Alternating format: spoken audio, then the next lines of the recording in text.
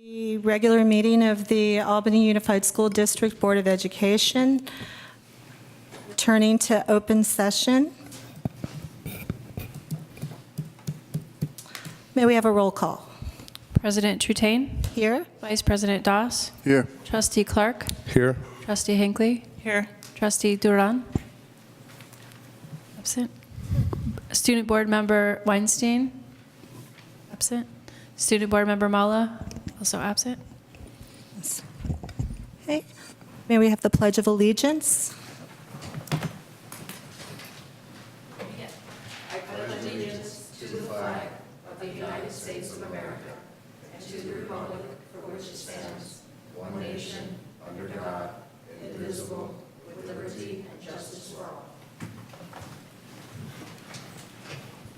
Okay.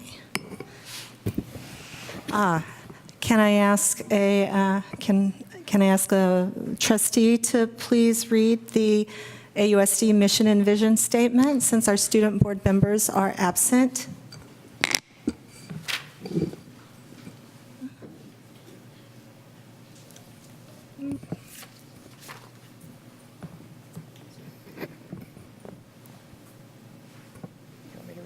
Okay. Superintendent Williams, maybe you can read it. Thank you. The mission of the Albany Unified School District is to provide excellent public education that empowers all to achieve their fullest potential as productive citizens. AUSD is committed to creating comprehensive learning opportunities in a safe, supportive, and collaborative environment, addressing the individual needs of each student. Thank you. There was no action taken in closed session.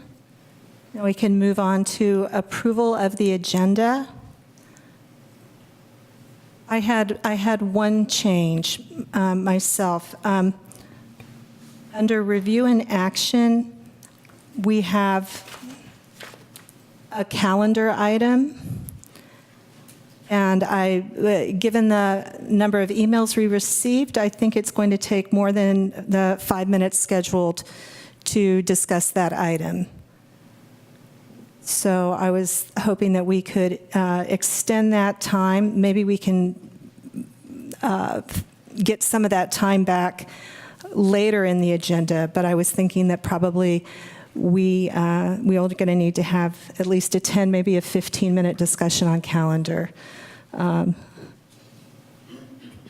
Does the board have any feelings on that? Yeah, I'd like to say something about the agenda before I actually answer that one. Is one of the statements it says is that we try to have our board meetings done at 9:30 to have higher public input and for the board members to be on top of it. The schedule for the meeting is already at 10:10, so we're already starting off 40 minutes over. I understand the calendar is important, and I'm okay extending it. I would just hope in the future that we would try to follow what we have stated because it's there for a reason, and it makes a lot of sense. When we're voting on stuff at 10:30 and 11 o'clock at night, no one's here, and that's it. That's a good point. Thank you, Member Clark. Let me see. Can I get a motion to approve the agenda with the calendar item extended to a 10-minute discussion? I will move we approve the agenda with that modification. Is there a second? Second. All in favor? Aye. Okay. Now we're on item G, approval of consent calendar.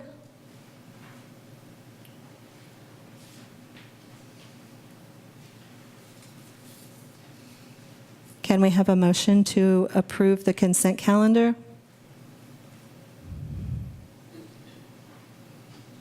I move we approve the consent calendar. Second. All in favor? Aye. Aye. Aye. Okay, that brings us to board and superintendent reports. Superintendent Williams, would you like to start? Thank you, President Trutain, members of the board. For my report tonight, I just wanted to mention that we will be creating the temporary student housing transition team.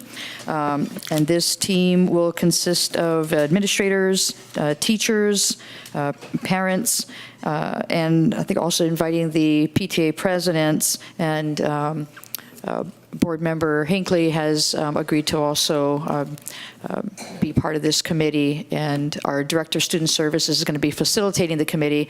So as soon as, I'm hoping we'll get these members pretty quickly so that when the midwinter break is over, we can begin convening the committee. Thank you. Would any board member like to report? Do you want to mention the event tomorrow? Oh, I was planning on, Okay. I was going to do it last. Yeah. Yeah, I just wanted to bring up a couple things, not necessarily a report, but maybe some suggestions, and maybe we can put it on the agenda for next meeting. One of them would be, I would like to have our agendas have review and action items before the review and discussion items. It seems always like the review and discussion items are first, and sometimes we get bogged down in those, and then by the time we get to the real serious stuff, it's late at night. So I think that's the way it's been for quite a while. So I would just like us to have a further talk about that. And then one more thing is the board president is a facilitator, and then we have, people taking notes and stuff like that. I think another role for the board should be a timekeeper. These meetings are getting way, way, way too long, and we're going way past over the allotted time. So I don't know if we need to do a vote on it, or even if anybody needs to be appointed or take that job, because I can just say it myself, but this trend of the meetings just going on all night long, it's not productive. Okay. Well, Jacob, I appreciate that suggestion. And if you wanted to take that role of, reminding us when we're going too long on an item, that would be welcome. All right. Yeah. Thank you very much. I'm just thinking of some of the other meetings I've been to. It's actually been an assigned role. When there's you don't wait till it's already done. You say, hey, we got 10 minutes left, to kind of give people a heads up that we need to wrap this up. Do you mind if I add maybe to your suggestion? In addition to maybe a timekeeper, is this board interested maybe considering having that also be a parliamentarian? And that is someone who would really familiarize themselves with parliamentary rules of order, those kinds of things. I don't know if you still want to do it, if you guys want to talk about it, but in addition to the timings, it's someone else who would really know what the rules of order were and would follow. And I think some of it's in the board governance handbook or your bylaws. Just a suggestion. We can discuss that. Okay. Okay. Any other board reports? Vice President Dawson? Sorry. Did you? Nope. All right. I have a few things to report. I spent some time this week meeting with various individuals in the district. Spent some time at the high school and had conversations with some parents there. We talked about just things that were happening at the high school with the students, and also had a conversation with the PTA president, so just wanted to inform everybody about that. Also had a meeting with Superintendent Val Williams as well. We discussed a few items. One item that we wanted to make sure was on the next agenda. So I'm going to get to that. And also, for the next meeting, I wanted to have an item there to go into a little more detail about the current housing of students, the transition to the AM PM schedule, so putting that on the agenda so we can have that as a discussion item for the next agenda, and then a report from food services on the current state of the student services, and also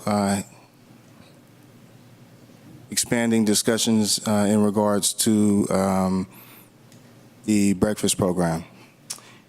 And last but not least, I would like to formally invite everybody to the Black History Celebration tomorrow at 6 p.m. at Albany High School Theater. Thank you. Member Hinckley? I went to the Budget Advisory Committee meeting last Thursday, and it's great. Those are publicly available meetings. Anyone can attend, even if you're not on the committee. And there's another one this Thursday at 5:30 on Valentine's Day, from 5:30 to 7:30 at the, Albany Middle School Library. thank you. So if you haven't made dinner reservations and want a really great evening, go to the BAC. Yep. Yeah. I'll bring candy hearts, you know. Okay, we're going to miss our student board member report and go directly to item J, persons to address the board on matters not on the agenda. So if anyone is here to address the board on matters not on the agenda, please step forward.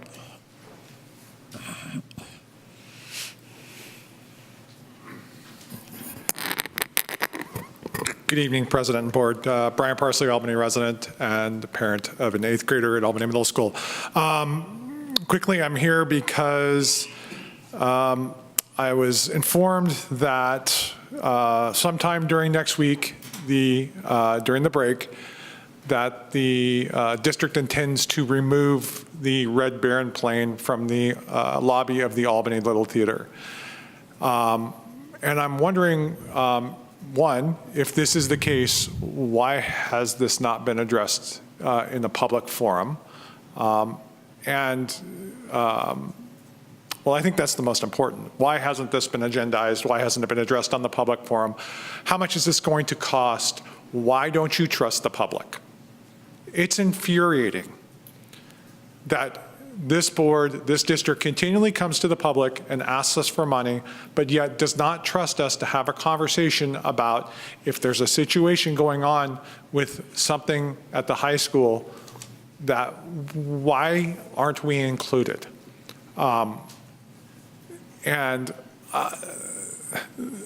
There has been a history in this district of problems with transparency. And again, we're at the same thing. There is no transparency with this. If this is happening, why is it happening when there's no one around, in the dead of night? And how much is this going to cost the district to remove? And why aren't the public being told? If there's a situation going on and we can have a discussion about it, that's great.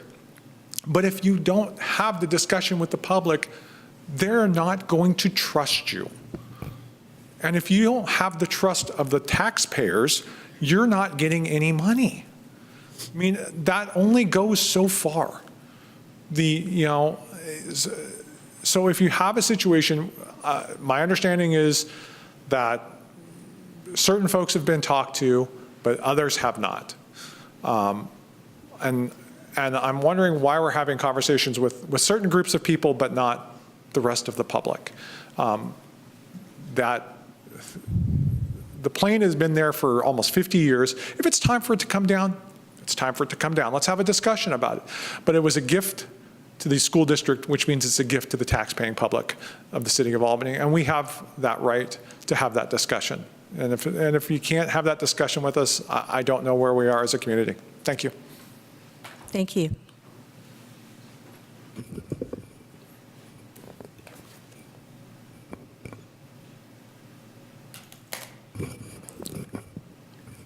Superintendent Williams, can you comment on how art objects that have been donated to the schools are handled? I mean, there's processes when we have furniture or school books or those types of items, but for art, it's a different situation, I believe. Yes, for anything that the district purchases as a material or furniture supply, when those items are no longer usable, then we go through a process to make those, what they call it, make them obsolete. And the board has to vote on them as an obsolete item before they can either be donated, disposed of, or sold. Anything that is donated to the district is a donation. In this case, it's my understanding that the artist who created this work was contacted and gave permission for the plane to be removed. So I do know that this was discussions that were held at the high school, and that the agreement was for it to come at the, the artist did not object to the removal of the plane. Thank you. Can I ask a question? I know this is an item that's not on the agenda, but is there the ability for staff to answer the question? Because I don't know anything about this. So he asked for clarity about whether this plane was being removed. It sounds like the answer is yes. Is that something we can clarify, even though the item's not on the agenda? We can't discuss it, but we can provide factual clarification.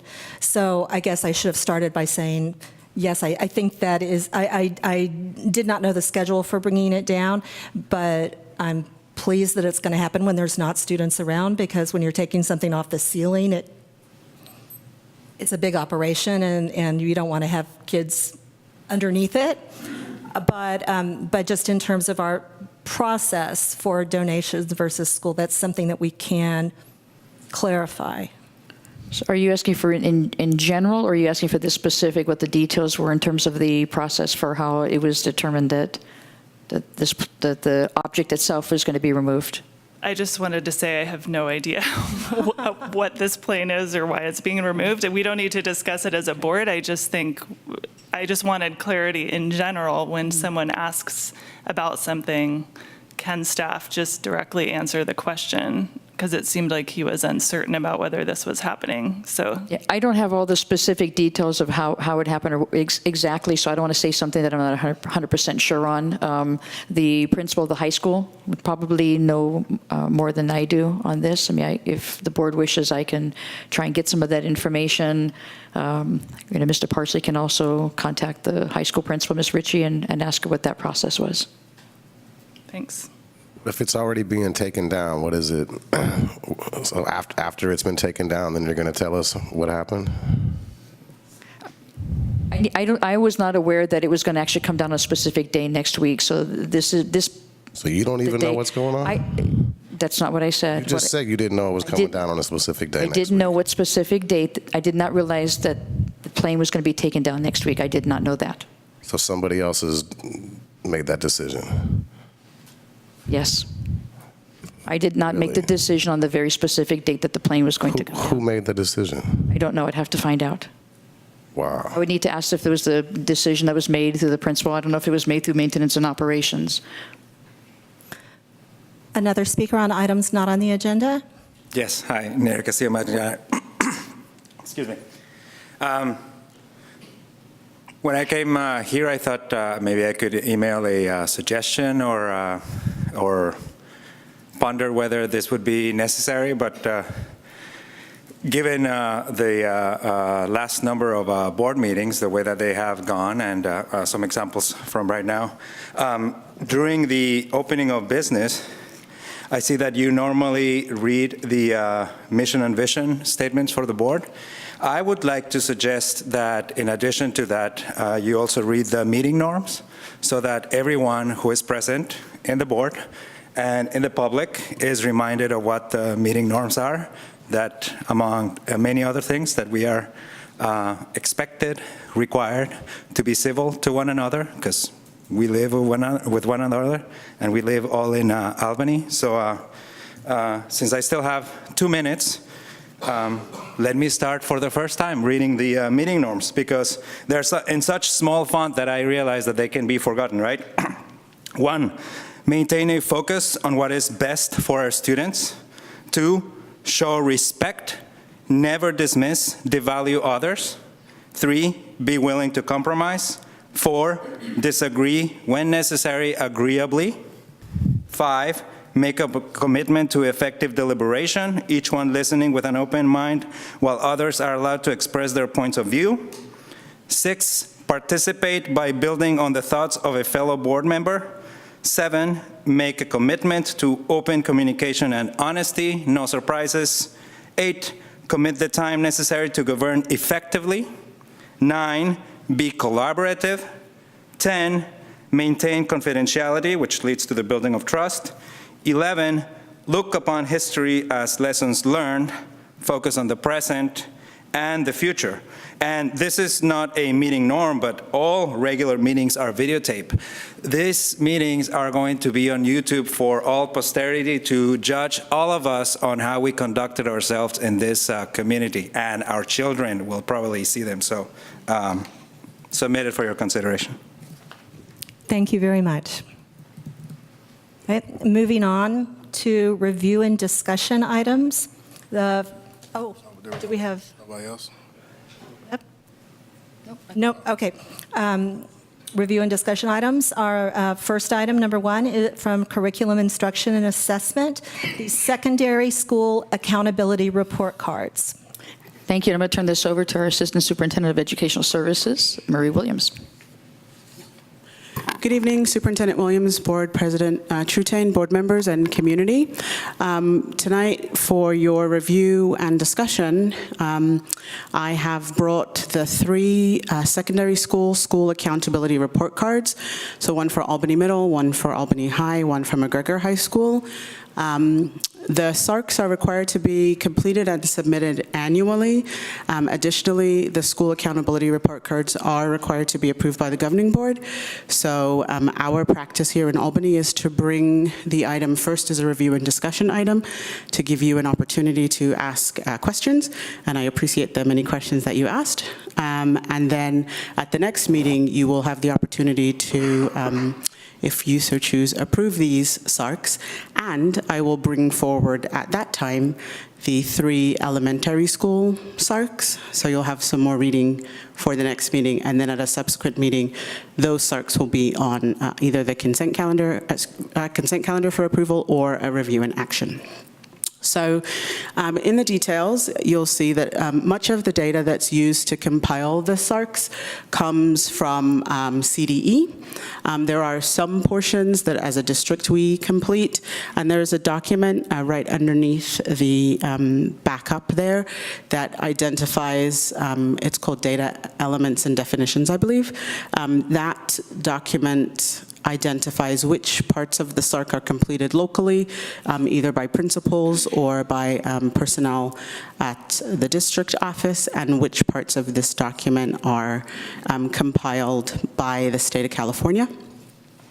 One of the questions I was asked was whether or not the data in the SARC is used to inform the development of the LCAP. And the answer is sort of yes and no, in that as our state's accountability system is evolving, we are looking at measures other than just academic achievement, so other than just statewide summative assessment results.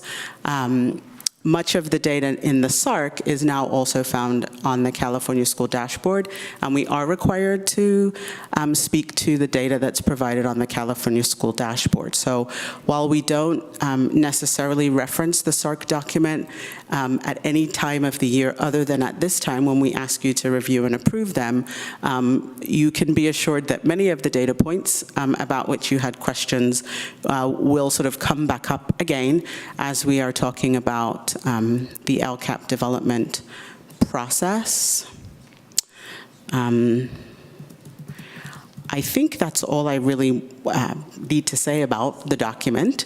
I want to give you an opportunity to ask any questions that you have, or if there are any questions that you submitted that you'd like to ask now because you want me to answer them now in the meeting setting, I'd be happy to do that also. Otherwise, this time is reserved for your discussion of this item.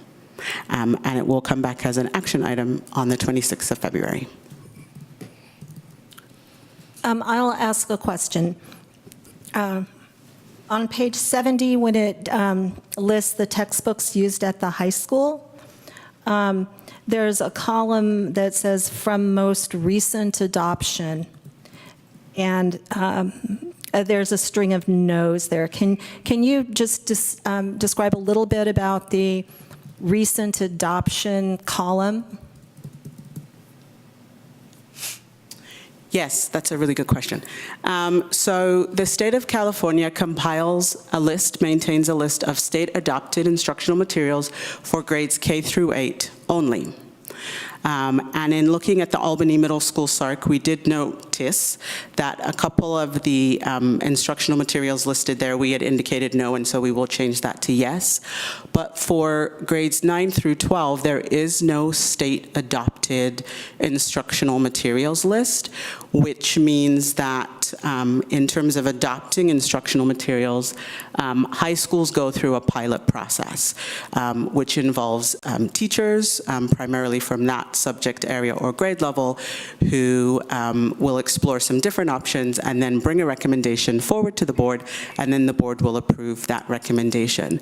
That pilot option is also available for instructional materials to be used in grades K through 8, but at the high school, as there is no state-adopted list of instructional materials, the no will appear for all of these. There isn't an option to leave it blank, and so thank you for asking. I wouldn't want people to think that somehow we were not providing appropriate textbooks and instructional materials for students, and in fact we are. All of our students, as the board certified in October, have sufficient instructional materials that are board approved, and students have adequate copies of those instructional materials for use at school and at home. But to go back to your question, there is no list, so then by default, the answer to the question of whether or not these materials at the high school come from the most recent adoption is no. Thank you. That it seems very bureaucratic, but the bottom line is that the kids have recently generated materials and adequate materials. Thank you. Board, can you open it up to discussion? I just excuse me. The numbers on the report are a little different than some of the numbers that have previously been reported by some of the principals that have spoken and things like that. So I'm just wondering, like for example, the number of students enrolled approximately was, well, okay, back that up. The middle school currently holds 750 students approximately. That's what it was built for. But there are 880, 890 students currently enrolled there, which means it's about, I got my notes here. So it's about 130 students over capacity, basically. But we've been having, discussions. The numbers have been a little different. It's been more 300 over capacity, things like that. So I'm just... Yes. So I would say in answer to that question that there are a couple of data points where the calculation is slightly different depending on the document that you're using. So I'll give you another example, and then I'll come back to enrollment. Another example is when we are looking at KASB data, so the Smarter Balanced Summative Assessment results. For the purposes of the California School Dashboard, and if you were to go to CDE and do a query of those results, you would get just SBAC results exclusively. But for the SARC, for some reason, the results that you see here are both KASB and results from the California Alternate Assessment, which is a different assessment that we administer to students based on their IEP. And so that would be a set of data that if you were to look in the SARC and then look at CDE data or look on the dashboard, it would appear different. In the case of enrollment, sort of the number is a moving target, I would say, sort of throughout the year. And so for the purposes of the SARC, the enrollment numbers come from our fall census data, but students are moving in and out of the school throughout the year. So the enrollment sort of represents the number at a moment in time. I wouldn't sort of I would just recognize that that number can change daily, and that at the moment that that number is captured for the reporting of full census data, it might change the very next day. And so we also maintain in our student information system daily enrollment numbers that we refer to, and so those might even be different than what is recorded here. And if you go to the dashboard, you might see a different number for enrollment also there. So, so that happens, unfortunately. Yeah, go ahead. No, go ahead. I'll save some more for later. Great. So these are some of these questions were asked, and I know they may not be things you can answer right away, but I just wanted to flag some of the things that jumped out at me. Well, one was the apparently poor PE outcomes of our students, so I am interested to hear more on that. But I think more importantly, the English and math test results, the breakdowns that you offer by gender and then by race, ethnicity, and socioeconomically disadvantaged students. One thing that jumped out at me is that our boy students seem to be struggling more in terms of performance than girls overall. But I also noticed that the percentage of girls meeting or exceeding grade standards in math dropped quite a bit from middle school to high school, and that concerns me. I'm interested in your thoughts on that, or what the plan is for addressing that. And the percentage of Black or African American students meeting or exceeding standards in both English and math is lower in the high school than it is in the middle school. And it's a little bit closer for Hispanic or Latino students, but you know, I realize these are different students at one point in time, but I just want to flag that as something that I know we want to work on as a district, and hear your thoughts about how you use this information to feed into what we're doing to address those gaps.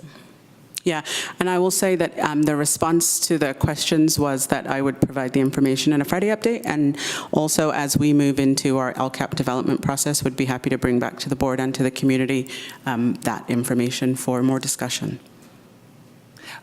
Can I ask, do you know from previous reports, does this line up with what has happened in the past? I mean, this is unacceptable, obviously, to any of us as an educational outcome. So I'm not suggesting that if we're staying on trend, it's okay. But I'm also curious, since I haven't been on the board before, if this is consistent, or if there are new trends, or is it getting better? Is it getting worse? I would say that in my time here, the gaps are persistent. The degree to which those gaps exist has changed. So I don't know necessarily sort of if it's a trend for our district, but I would say that, and I've only been here since November of 2016, I would say that the gaps for students who are African American and Hispanic Latino exist in terms of statewide summative assessment results. And I would say in terms of you're identifying female students performing less well than their male counterparts at the high school in mathematics. One of the reports that we provide annually as required by Ed Code is a report on math placement. What we tend to find in that report is that our female students access sort of the higher level courses at lower rates than their male counterparts. And so we are required to track the data at 9th grade. And so it might be, and I'm speculating without sort of having looked closely at that data recently, it might be that then by the time students get to 11th grade, sort of the impact of the disproportionate enrollment patterns has an impact. Just one clarifying question on who's in these numbers. So in the middle school, that's 6th, 7th, and 8th grade scores, but in the high school, it's only 11th grade. That's correct.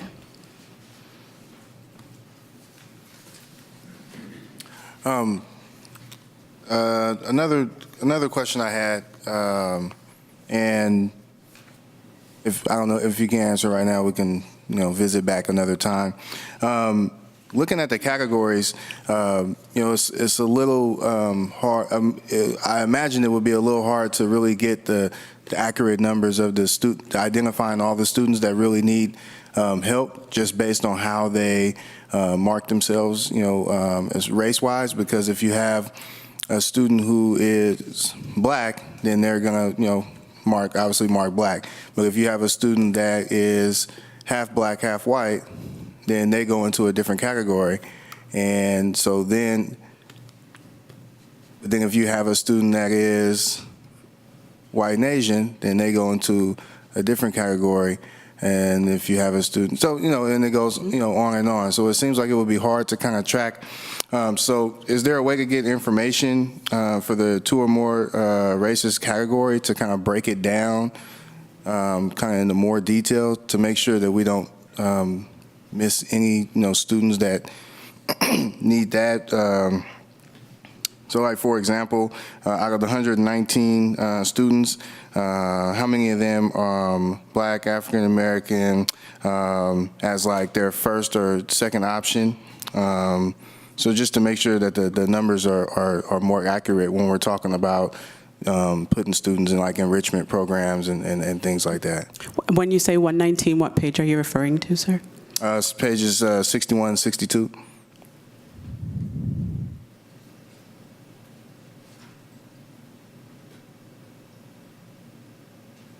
That's for the middle school.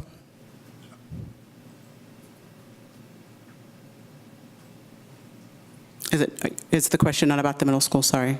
I'm on page 62. Am I on a wrong page 62? Okay. So I'll answer your question anyway. So one of the trends that we have seen, certainly in my time here, is that there has been an increase in the numbers and/or percentages of students who identify as 2 or more races, and at the same time, a decrease in the number and/or percentage of students that identify as African American. And so, for the purposes of reporting data, we use the information that we get from students. So if a student indicates that they are African American, then we include them when we're talking about the performance of students who also identify as African American. When students identify that they are African American and another, we put them in 2 or more races. We don't automatically say, well, part of you is African American, so we're going to report on you in that group. We report on students based on their self-identification. And then for the purposes of when we're looking at smarter balanced summative assessment results, we do look at that category of students, 2 or more races, but we don't disaggregate. We're not able to disaggregate by which 2. Does that make sense? So we don't, 2 or more black or white is one, 2 or more white or Asian is another. So we take the sum total of students who identify as 2 or more races, and we report on them as such because that is how they are self-identifying. Okay, so I think that my question was like a little confusing, so just to kind of clear things up, the 119 number that I'm talking about is right there where 2 or more races in the first column, total enrollment. So then if you go to the last column where it says percent met or exceeded, then it's 62.28. But if you go up to black, African American, it's 33. I guess the issue that I'm having is that there are students in the category of 2 or more races that percentage-wise might be in the 33%, but because they're in the category with 2 or more races with the students that might be scoring really high, we might miss those students. And so that's the part that I just want to make sure that that we capture, all the students and that the scores aren't skewed based on because 2 or more races could be, on those. That's what I was saying. I'm not expecting, but it seems that number is extremely higher than the other number, even though they both have students in the category. I guess, I hope that it made it clear. But. Sure. And I would just say that our two or more races category is very diverse in terms of which combinations of races students are identifying. And I would also say I completely understand your point that then if you were to look just at the two or more races category and see that percentage, you might say, oh, our students who identify as two or more races are doing fine. And so that top level number might be hiding performance gaps that we would miss if we just go with that high level number. And so I would say to that, this feeds into this next presentation in terms of low-performing student block grant. I would say that we have limited tools to I think, be able to do the deep diving that we need to in terms of the data around who are the students and what are the supports that they need. And I think there is some opportunity presented by some funds that we are expecting to be expending this year, both to help students provide direct service to students, but also think about what are the systems that we are creating so that we don't have students that are not meeting standards in any category. But that's the next presentation. So. Yeah. All right.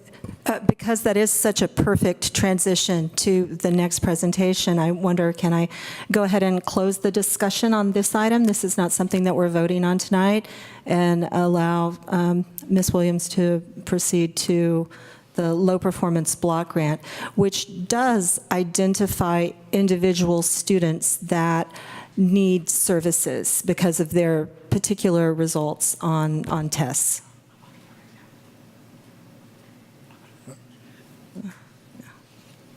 Oh, no, go ahead. I'll follow back up.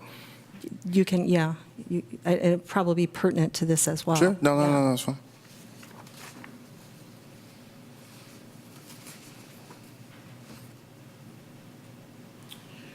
Okay, so low performing students block grant. In June of last year, $300 million was allocated to support students identified as low performing. The criteria for identification is students who, based on Smarter Balanced summative assessment results, did not meet standards in either English language arts or math, or did not meet standards in one area and nearly met standards in the other area, or did not meet standards in an area and then had no performance level for the other area. So for the purposes of deciding, it's a non-competitive grant, so every district gets money. For the purposes of determining the initial allocation, the state looked at Smarter Balanced summative assessment results from 2016-17. So 3 years ago. But the expectation is that we are using our most current year's data to identify students, which presents a challenge because you've got students that would have been identified in 16-17 to establish how much money you're to receive. You're not getting any more money. That's the money. Then you have a different group of students identified in 17-18. We will likely have another cohort identified in 18-19, and then one more in 19-20, and the funds are to be expended by 2021. So our allocation is $116,000 to be expended over the next 3 years. And I think as we go through this discussion, that method of identifying students, while on the one hand is really explicit and specific, also presents a challenge in that those students could change every year, and these are one-time dollars. And what we want to do is think about how best to use these dollars to support students who might be struggling for these reasons and maybe other reasons, but recognizing that this is a one-time allocation. And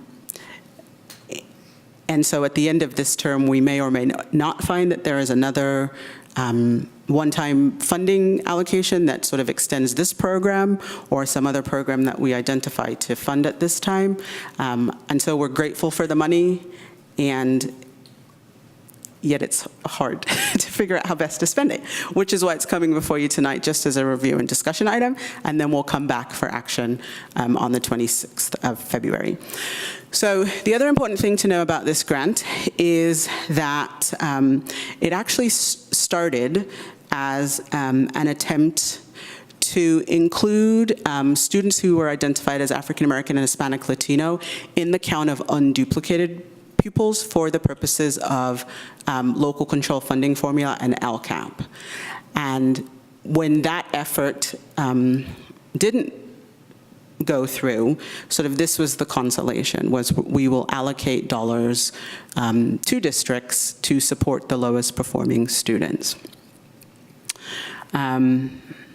The dollars are to be spent in alignment with what's already in our plan, which sort of makes sense because it's one-time dollars, so we don't want to sort of come up with some great idea that then in 3 years we have no way to support or sustain that program.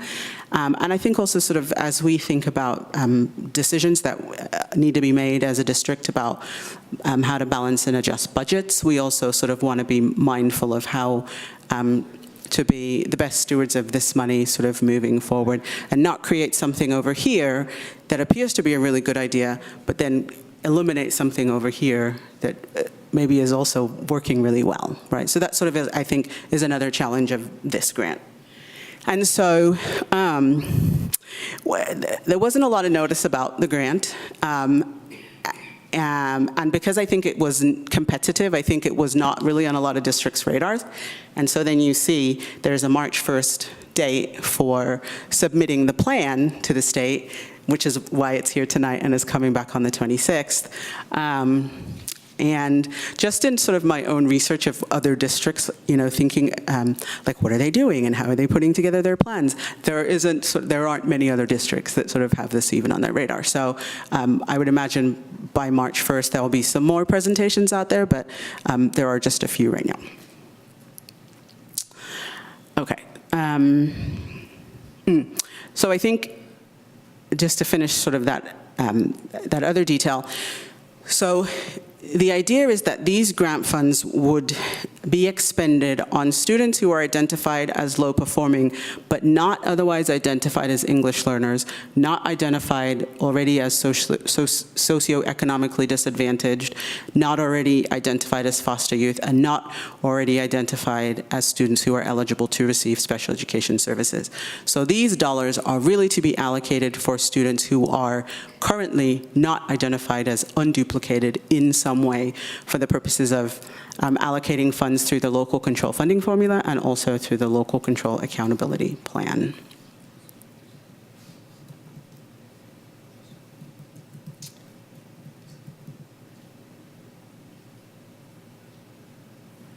So there are LCAP Goal 1 for our district is around student achievement, and there are 2 actions and then a series of services that address how as a district we will improve academic outcomes for students.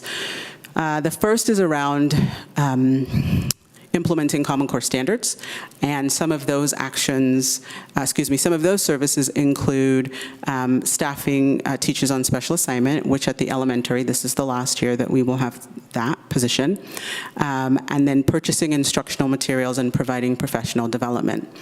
Then in action 1.2.1, it speaks to providing intervention. And the specific services addressed there are additional course sections at the high school and the middle school, providing intervention supports at the elementary in the form of, we have reading specialists at the elementary. We also expend some of our supplemental dollars for elementary intervention. We also, the sites also use some of those dollars to provide software for students who are working through intervention programs. And then at one of our sites, they're also is a position that is paid through teacher hourly to provide intervention. And then also at the high school through McGregor, there's some ongoing tutoring that right now is being supported by College Readiness Block Grant funds. That was the one-time allocation before this one, and that is running out at the end of this year.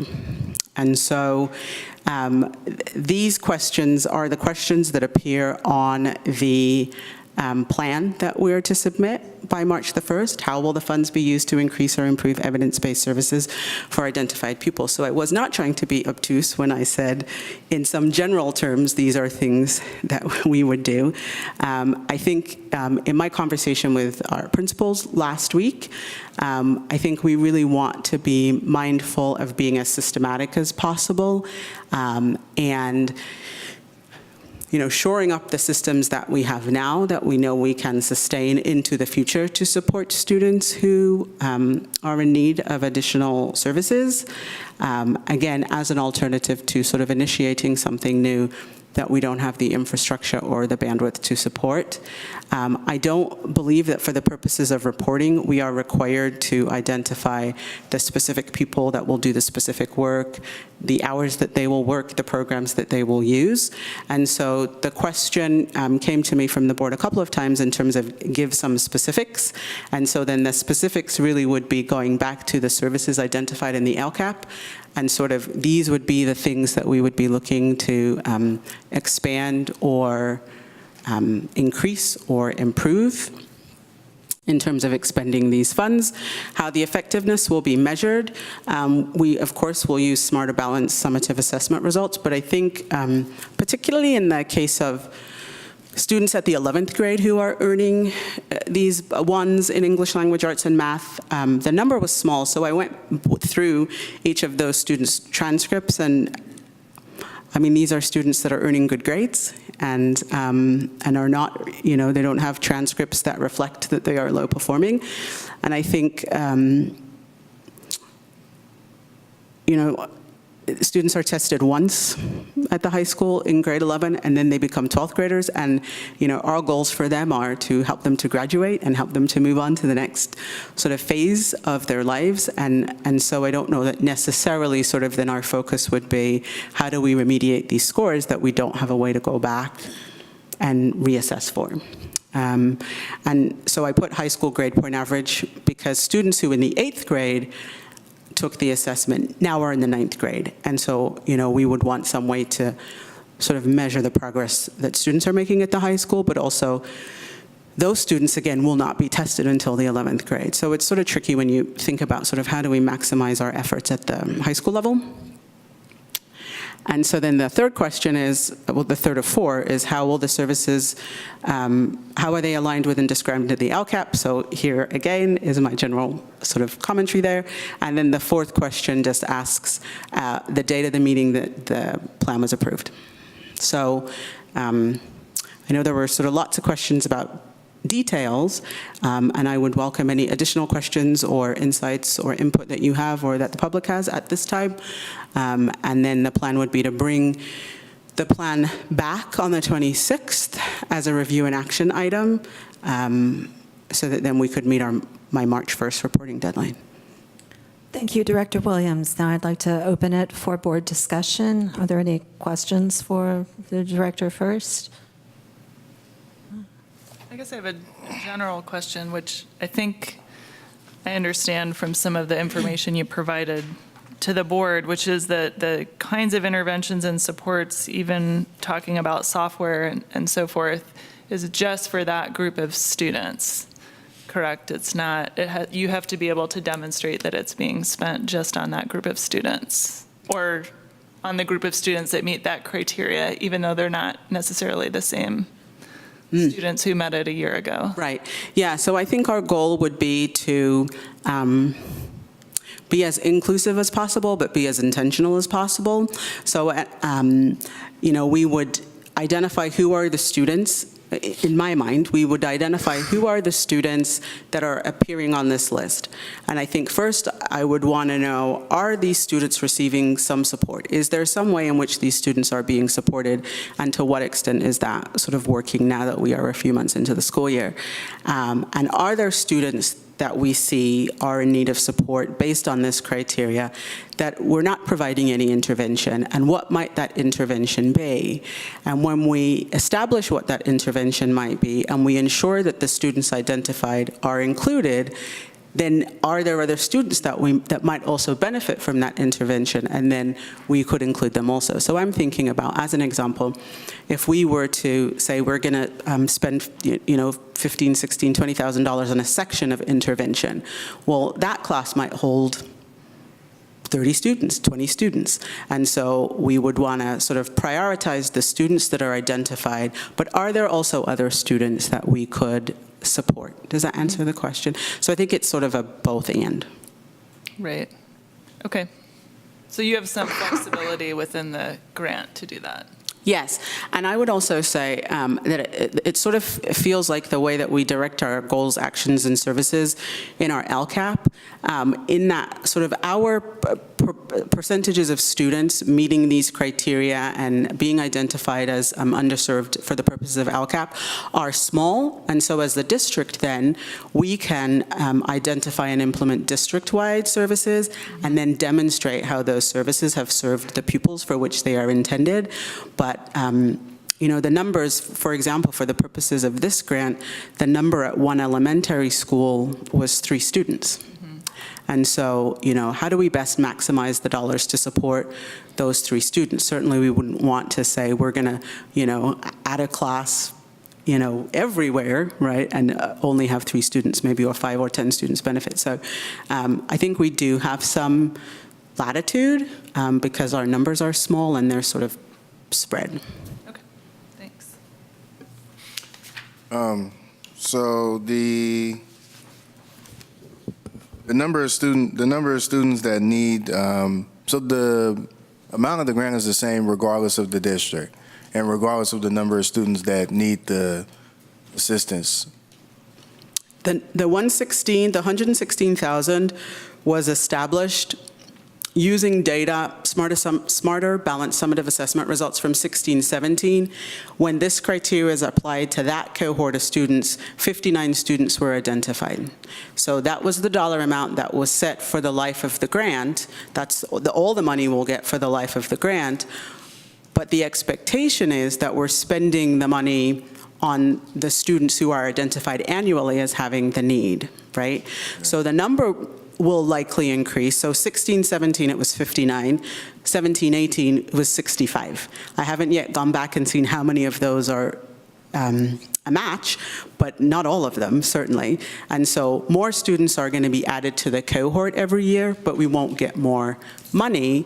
But the idea is that we spend the dollars on the students who demonstrate need, and there are at least 2 cohorts of students that we don't yet know there is need, and so we have to think about sort of how to spend the dollars effectively on the students we have now and plan for incorporating students that we will identify later. Okay, so because the plan is to have like intervention or have some where you could serve a larger number of students, because if you take 65 students and you split up 116,000, it's like $580 a student. So that wouldn't really benefit each student. So I hear what so the plan is to have more of a general place where they can come and kind of receive what they need. I guess that leads into my next question, which is, well, you kind of answered it, talking about kind of how to identify the students. And so does that kind of talk about like what we were talking about earlier, where making sure that the students that need it might not be missed based on their different category? Yeah, so for the purposes of expending the dollars and identifying students for this grant, we're looking at summative assessment performance and not race or ethnicity. And so all of the students that meet the criteria, we will capture those students. No students will be missed. Okay. I'm trying to be aware of our time, but I did want to just sort of summarize and comment that for a district our size, we want everyone to exceed and to be above grade level. But to just have 65 students in this category is shows that we're achieving with many other students. So that's a good thing to hold on to, and I very much appreciate the fact that you somehow got the word about this grant so that we could turn our proposal in by the deadline at the beginning of March, and that we will have this money to devote to these particular students and to help raise them up. So I look forward to seeing you back at our next meeting. Great. Thank you very much. Thank you.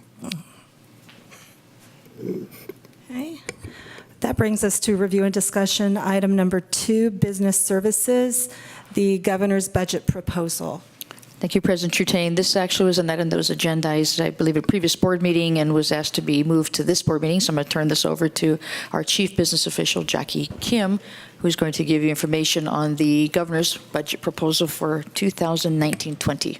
Thank you, Superintendent Williams. Okay, so let's see this. So we attended governor's budget workshop in January, and this is the update for 1920 budget. The local agencies are still facing the budget challenges, and the Governor Newsom is proposing $10 million in one-time non-Prop 98 funding to develop a longitudinal intersegmental student data system, because he is really into the data system from cradle to career. So that's where the big money will be. That's a pretty big picture. And Prop 98. So the governor put another $2.8 billion for 1920 budget. And I will show you the chart, how it looks like from previous years. So here is the big picture of how our funding looks like. As you can see, looks like we are getting more money. However, this is what the governor is putting out to K-12 plus community colleges. So it's not only for our school district, right? And also LCFF funding formula was changed in 2013-14, meaning the more money is going towards to the districts with higher unduplicated counts. Schools need more money. And also, this includes the low-performing students grant, which we don't receive a lot. And this is revenue side. However, when you hear about the budget challenges for other school districts, it is because also the expenditures goes up a lot higher than we receive extra monies. So, for example, STIRS and PERS in 2012-13. It was about $2 million. Currently, it's about $5 million. And in 3 years, it's going to be $6 million. So those are big pictures of why, even though the chart shows higher amount of money, why the district is struggling with the budget. Okay, so next page. So the main thing for the governor's budget that we learn is there's going to be a increase in the COLA adjustment. So this will be now 3.46%.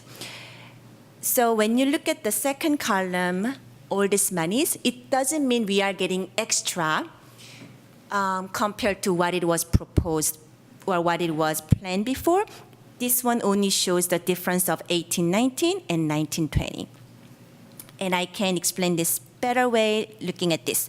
So this is really the difference from the governor's proposal, meaning we have a little bit less than 1% of increase extra money that we are receiving. And when you look at this, this is going down a little. Okay.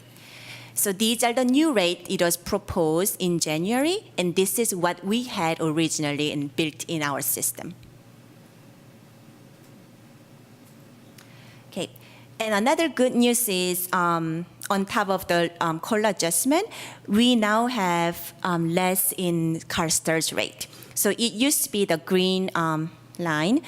For 1920, it used to be 18.13. Now we are down to 17.10%. So when we look at the numbers, so this is how much money the district is getting additionally on top of, with the COLA and STARS. So the COLA we are going to get another 900,000 for over 4 years. And STARS, this is not extra money we are receiving. We are going to spend about 634,000 less in expenditures. So those two net effect will be $1.5 million in next 4 years. Okay. And you can see the second table. So this is how our first interim looks like. So in 1920, we had $1.7 million deficit. 2021, we got $2.3 million deficit. But now with this governance proposal, we are in a better position, -1.2 and -1.779. So this is how our summary looks like. So when we brought the budget for interim in December 17th, we were, let's see, in 21-22, we expect to be a -1.15, but with this additional 1.5 million in next 4 years, we are now positive 1.54%. And please note that this includes $1,046,000 budget reduction was approved by the board at the first interim in December. So now we are in a little bit better position because this looks better than that number. However, in June, in 3 months, we will need to up this to 3%. So what does that mean for us? Okay. So the COLA, we are getting about 900,000. STARS, we are going to spend 600,000 less. However, this is the first step in the state budget process, and this still needs to be approved by the state legislator, meaning if the STARS, example STARS doesn't get approved, the district will have to cut another 160,000 on top of 300,000.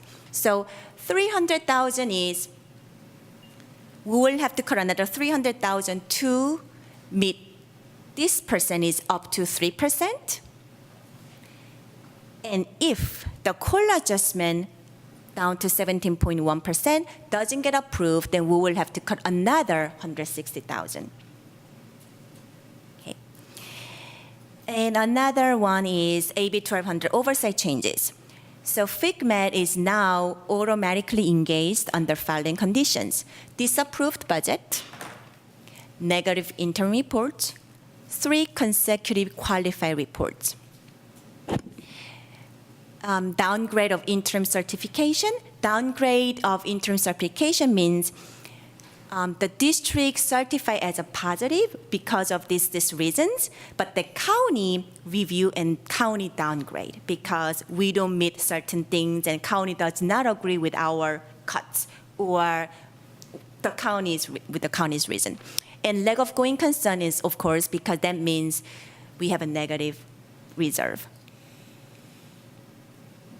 Okay, so the next step, the state level, the budget committee hearing, and we will hear for the final one, which is May revision. And the district level, I will bring the second interim financial report to the board on March 12th. And there's a final May revise on March 20th that we are going to Sacramento for a workshop. And June 11th, I will bring 1920 budget, initial budget, and we can have a public hearing. And June 25th, we'll have budget adoption for 1920. So this means 1920 budget plus next 2 years, 2021, 21, 22. Any questions? Thank you, Ms. Kim. I open it up to board questions.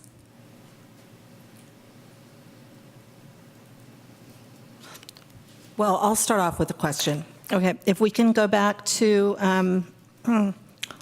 the 5-year summary comparison slide.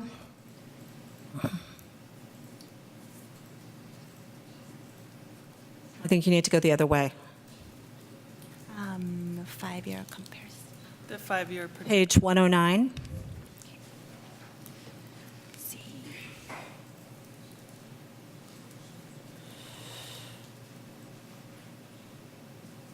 it to page 109 there. Got it. It's not going, it's Oh. not on there for some reason. Looks like we're having technical difficulties. There we go. There we go. Get in there. One more, I think. more. There we go. Okay. So if you look at the top table, the first interim budget combined, and if you look at the year 2020-21, so the middle column there, it required a $1.7 million reserve to generate just over a 3% reserve. So that gives us a 3.46% reserve. Okay. Now, if we go down to the bottom table and we look at the year 2021-2022, there, what I see is that we have just a 0.7 million reserve, and it looks like we're at 1.54. So on the next slide, you said it would take another 300,000 in cuts to get to a positive certification for the 2019-20 budget, but it looks to me like we need, if you compare those two reserve numbers, it looks like we need to have another $1 million left in our reserve. Is that just because we've spent, if we save the money now, then we've saved it for the sequential years? Yes, that's really good question. So that's really good question. So here, if we cut 300,000 here, we are cutting because it carries over. Let's say 300,000, three positions. Let's say it's going to carry over another 300,000, carry over another 300,000. And that gives us the 1.7 million that we need That's for a correct. 3% reserve. Correct. So if Okay. we don't do it here, Then you have to cut more later. right? Okay, thank you.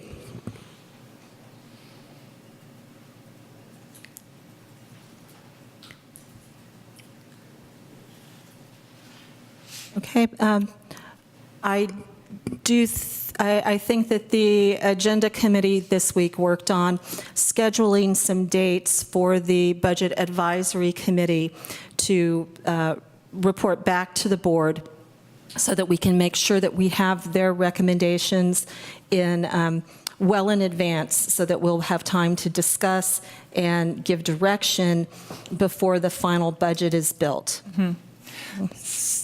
Can I make a comment? Please. So Ms. Kim presented this to the Budget Advisory Committee on last Thursday.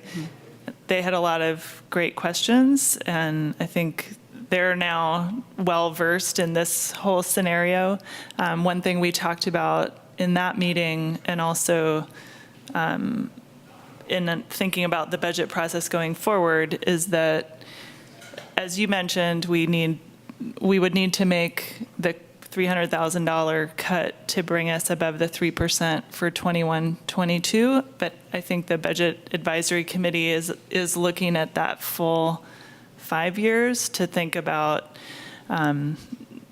maybe that's what needs to happen to do to meet the 3% threshold for 21-22. But that also means there's another $1 million that would need to be cut the following year. So they're thinking about this full picture as well. Right. And they will also need some guidance from the board when we have the budget as a discussion item to understand what our goals are for the Budget Advisory Right. Committee to come back. If I can add on to that, that's a really good point, because 300,000 is a really minimum for us to pass this June budget. However, we still have a structural deficit, about 1.2 million this next year and 1.2 million in 21-22. So this is what the big picture is. Whenever we have a structural deficit, we will have to keep cutting every year. So exactly from a year from today, we will have to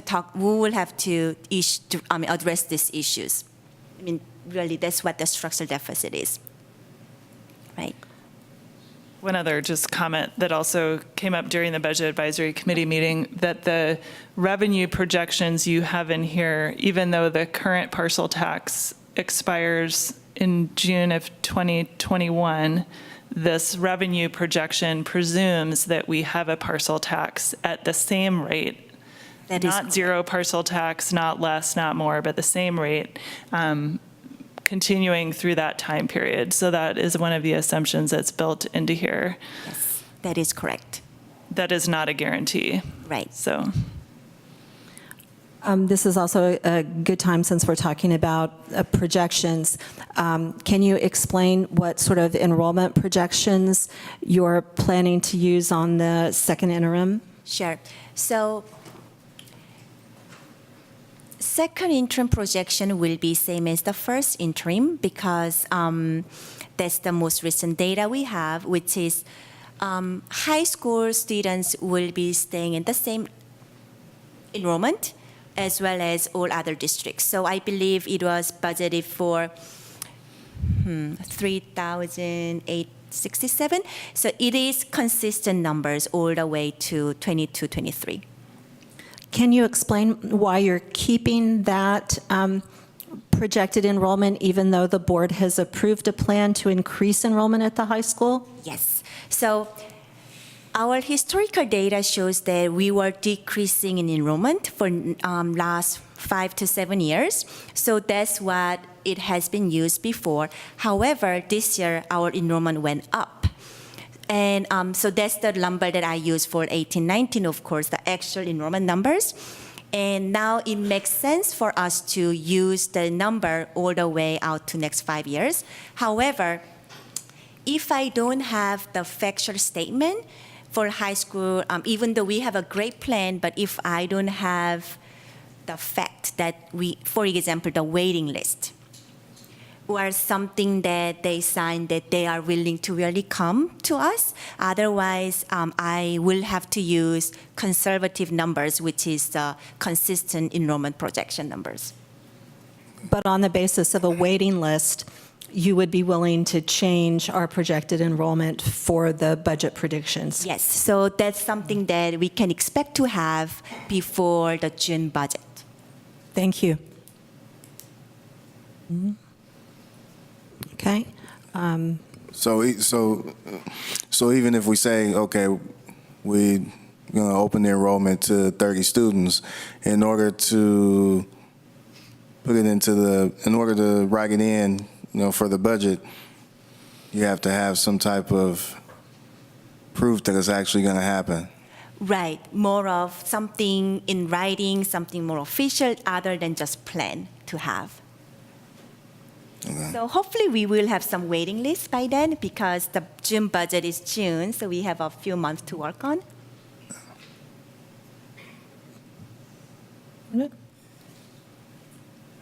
Okay. So I think that concludes our discussion of the governor's budget proposal. Let's move on to review and action.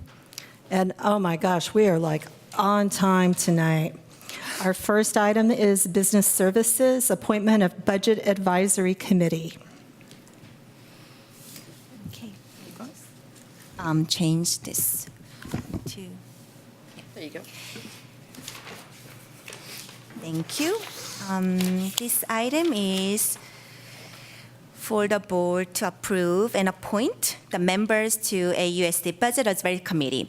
And I brought two applications this evening, and it was submitted before last Friday, so we can meet the Brown Act, 72 hours notice. So those are the applications that I have tonight. And if we can see the vacancies, see if I can do this.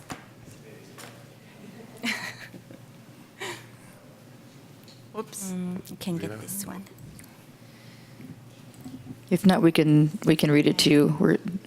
We're still looking for two Albany Teachers Association representatives. We need a community member.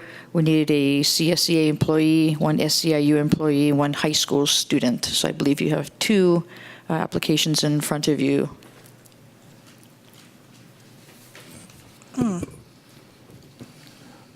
Question. There was an additional community member that expressed interest in wanting to be a part of the committee, but you just said that there needs to be a certain amount of time when they submit their application, or? Right. For this board meeting, it has to come to me by last Friday, was 3 days before the board meeting. And the 2 applications you have is what I received as of that day. Okay, and so if there was an additional application, then we wouldn't be able to review that until the 26th? If there is still a vacant position open. Okay. So currently, yes, so one, you can look at the Albany High School position, and the other one is the Albany resident position today. So we're just establishing the Budget Advisory Committee as a standing committee of the board. And we hope that it will continue to exist for many years and help advise the board on these very, very difficult budget decisions. We opened up 1 community member position, and we do have an application that came in before the deadline. Okay, and we also opened up a student position, and we did get 1 application in before the deadline. I think it's very unfortunate that we have a fantastic community member sitting here who's already been a part of some of the Budget Advisory Committee meetings and who wants to be a voting member on that committee, but yet we haven't been able to slot him in there. And I just want to state that a great deal of the committee's work is done just through an open meeting process, and there's very little to vote on. I think at the end of the process, there may be some votes about, this recommendation or that recommendation, but I would encourage anyone to please go to as many meetings as possible and fully participate, because that's really where the rubber hits the road. I think that we need to move forward on these applications tonight so that we can staff the committee as fully as possible. If I can find a slot for you, Stephen, we will get you in there. You're welcome. Welcome. I guess we're looking for comments, or in lieu of comments, if someone wants to make a motion to accept these candidates.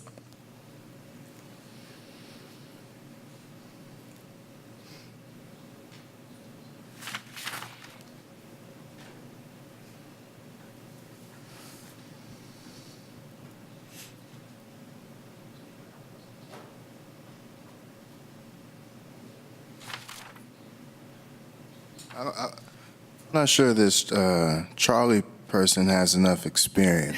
Oh, my goodness. Vice President Dawes. I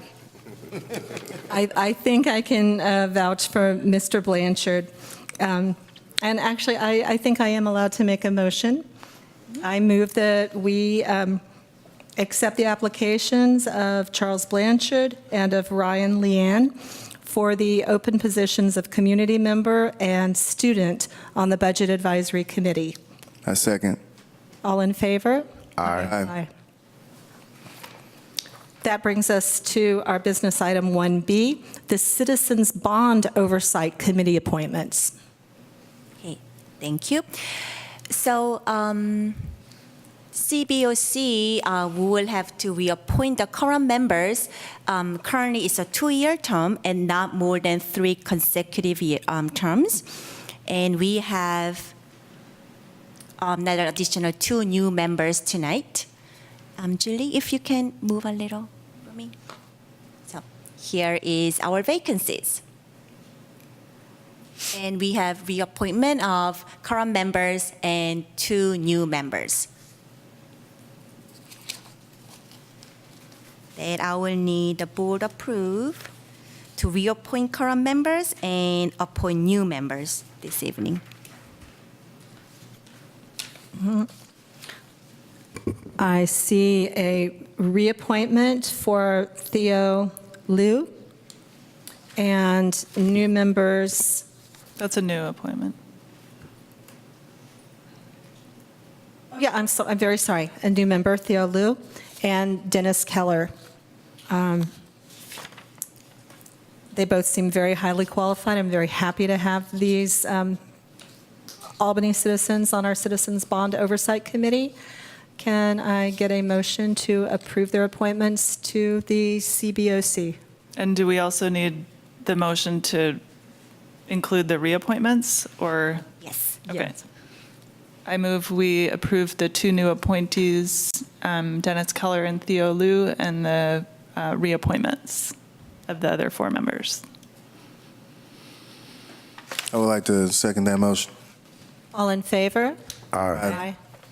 Thank you. Thank you very much for your service. So can I ask a question? Please.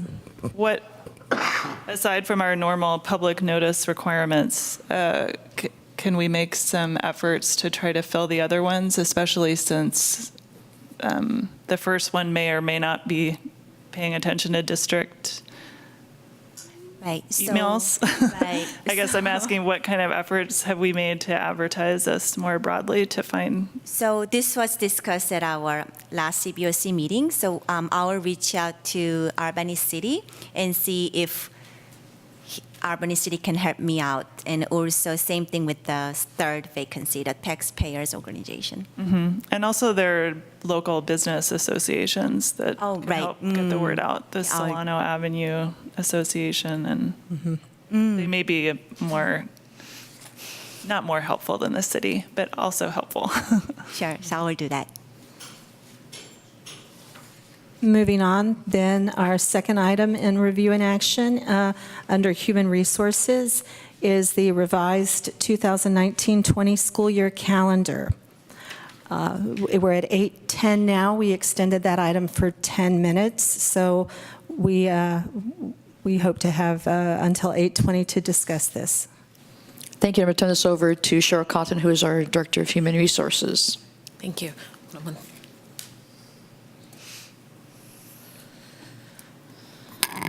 So the purpose of this item is for the board to approve the revised 2019-2020 school year calendar. An error was found in the 2019-20 school calendar, which was around Thanksgiving break. November 20th, 21st, 22nd were an error. Instead of, it should have been November 27th, 28th, and 29th. In our discussion to correct the error on the calendar, it was agreed through an MOU with Albany Teachers Association that there was an interest for both parties to extend the Thanksgiving break for the entire week of November 25th through the 29th. During last year's Northern California fires and air quality crisis, it was noted that Albany Unified School District was one of very few Bay Area districts that did not have the entire week off for Thanksgiving. To account for the 2 additional non-work days on the calendar, students will begin school on Friday, August 23rd instead of Tuesday, August 27th. So that is what's being proposed to the board at this time. Okay, I open it for questions to Director Cotton.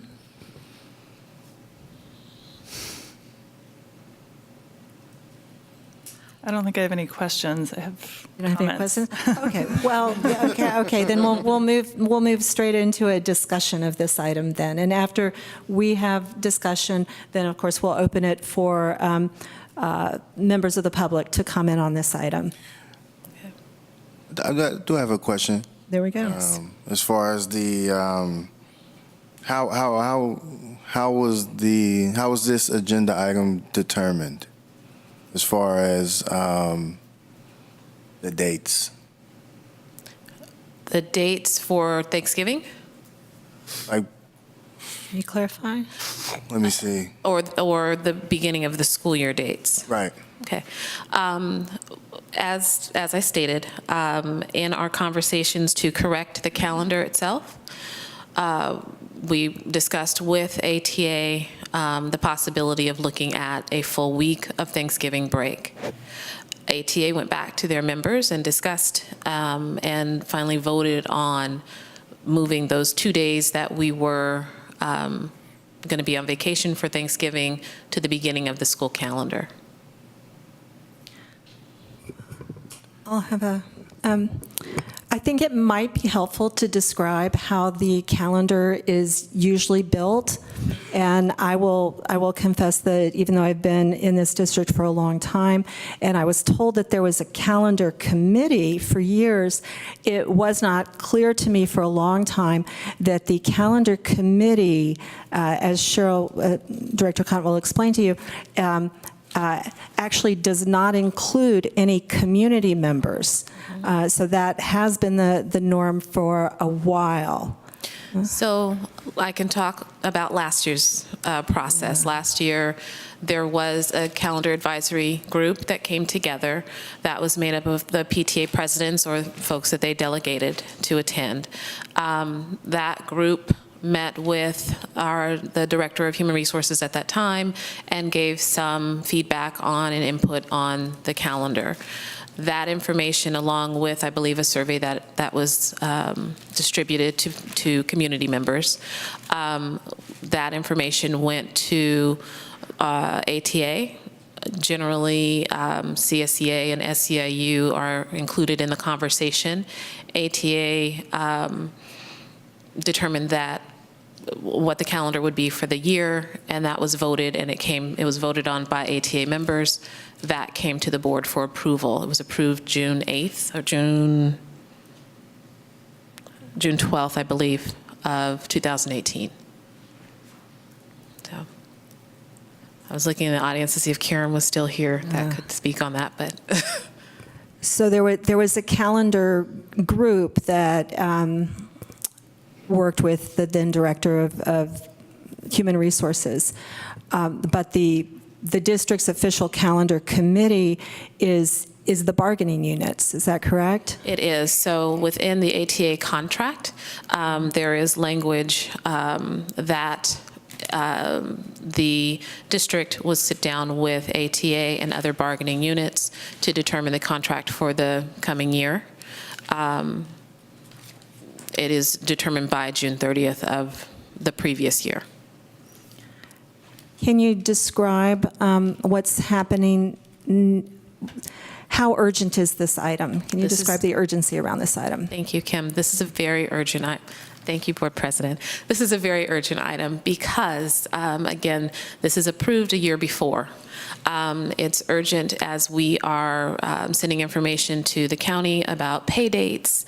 Our information is not just an Albany issue, but it is shared with Alameda County office as well. It also impacts our families who are making plans for their vacations, times when they will not be in the area. Thank you.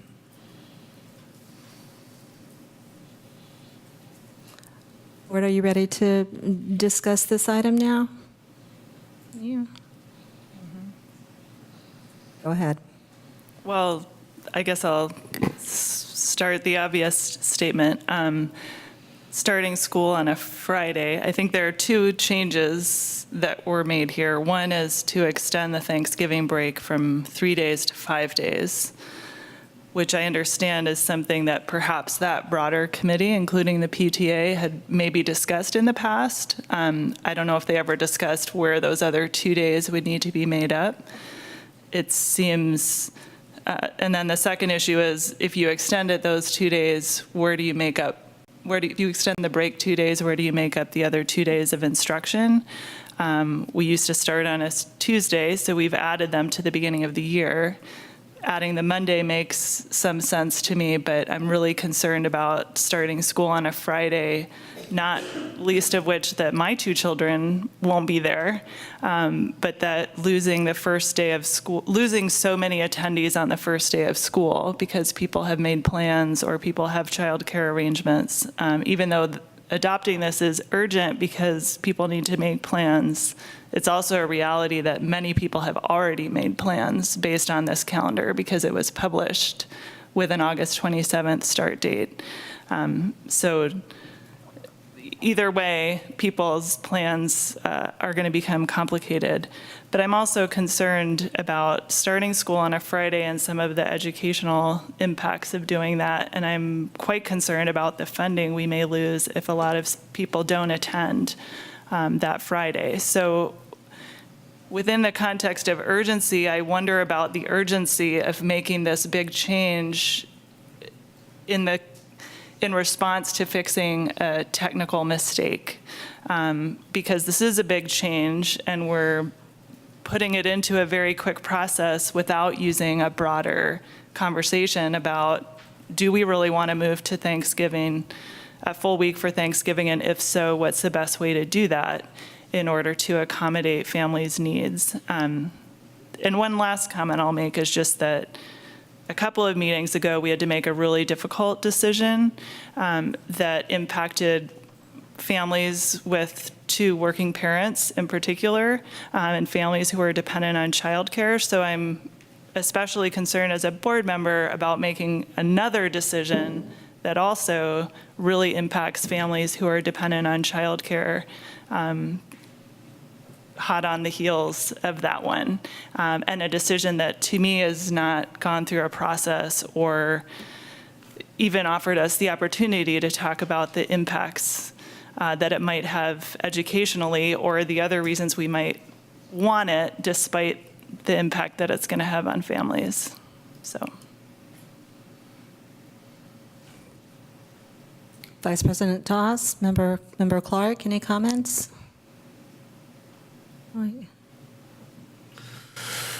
Yeah, as far as the whole process and the community being involved, I just found out about it myself. Actually, it was a little bit earlier than it came out in the board packet, but there was a parent who had just sent an email saying, hey, I heard something about this. I'm trying to schedule my vacation, this and that. And she kind of asked point blank, when was the first day of school going to be? And then she was told, well, it's in flux now.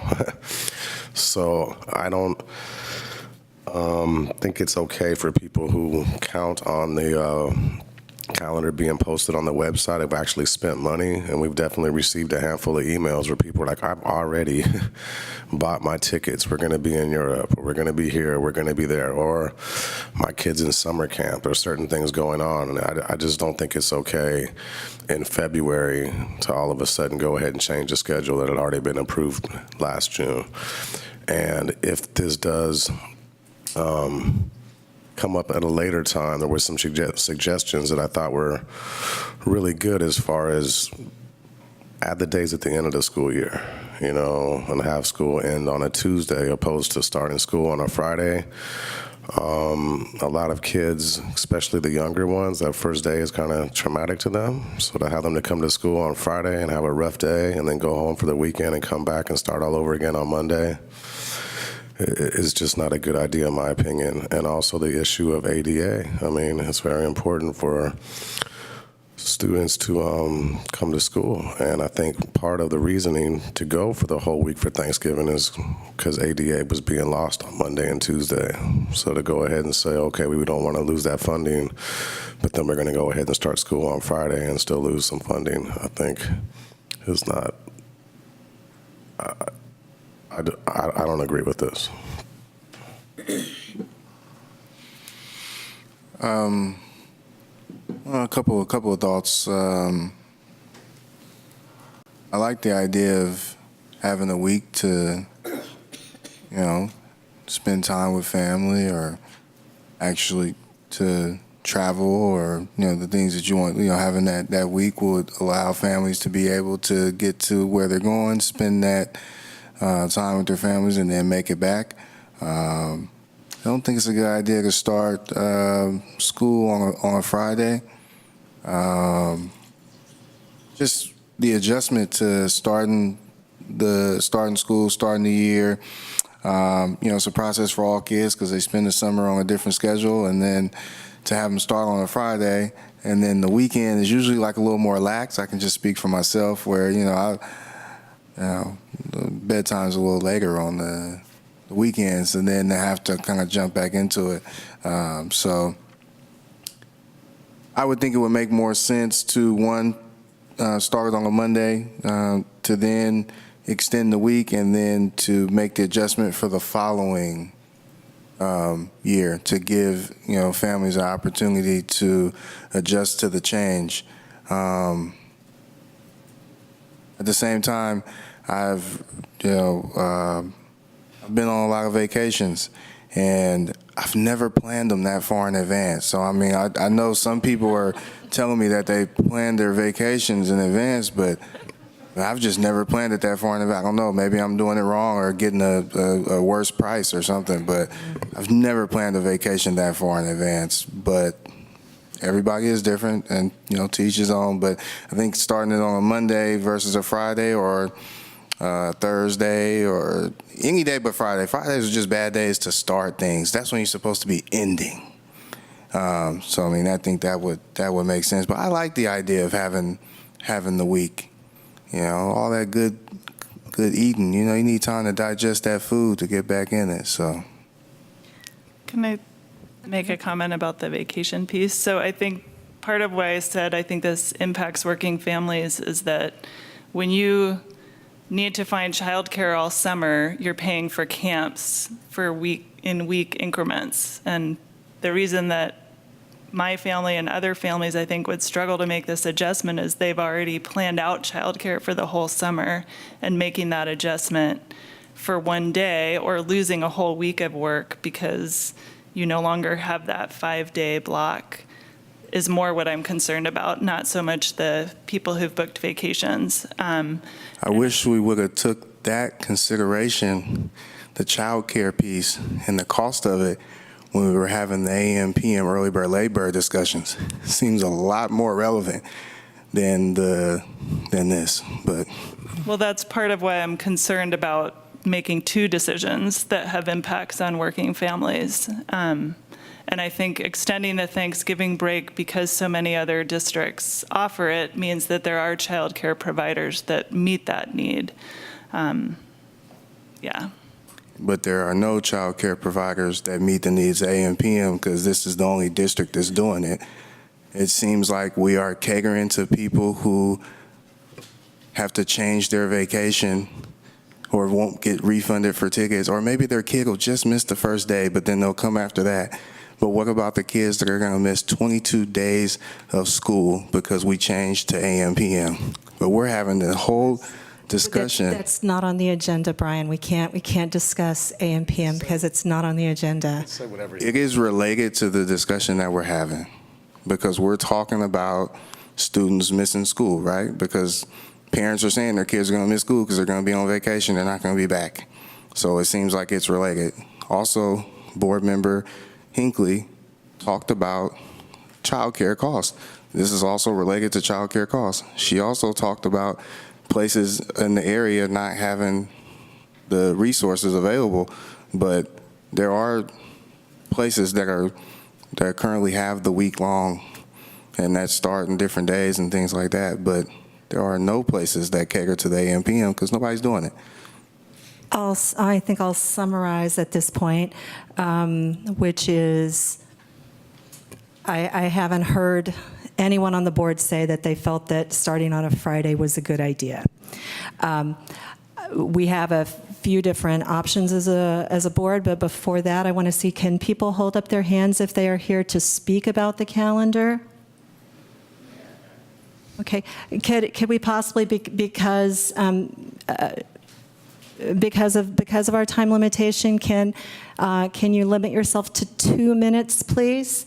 And please approach the podium and line up, and we can hear some public comment.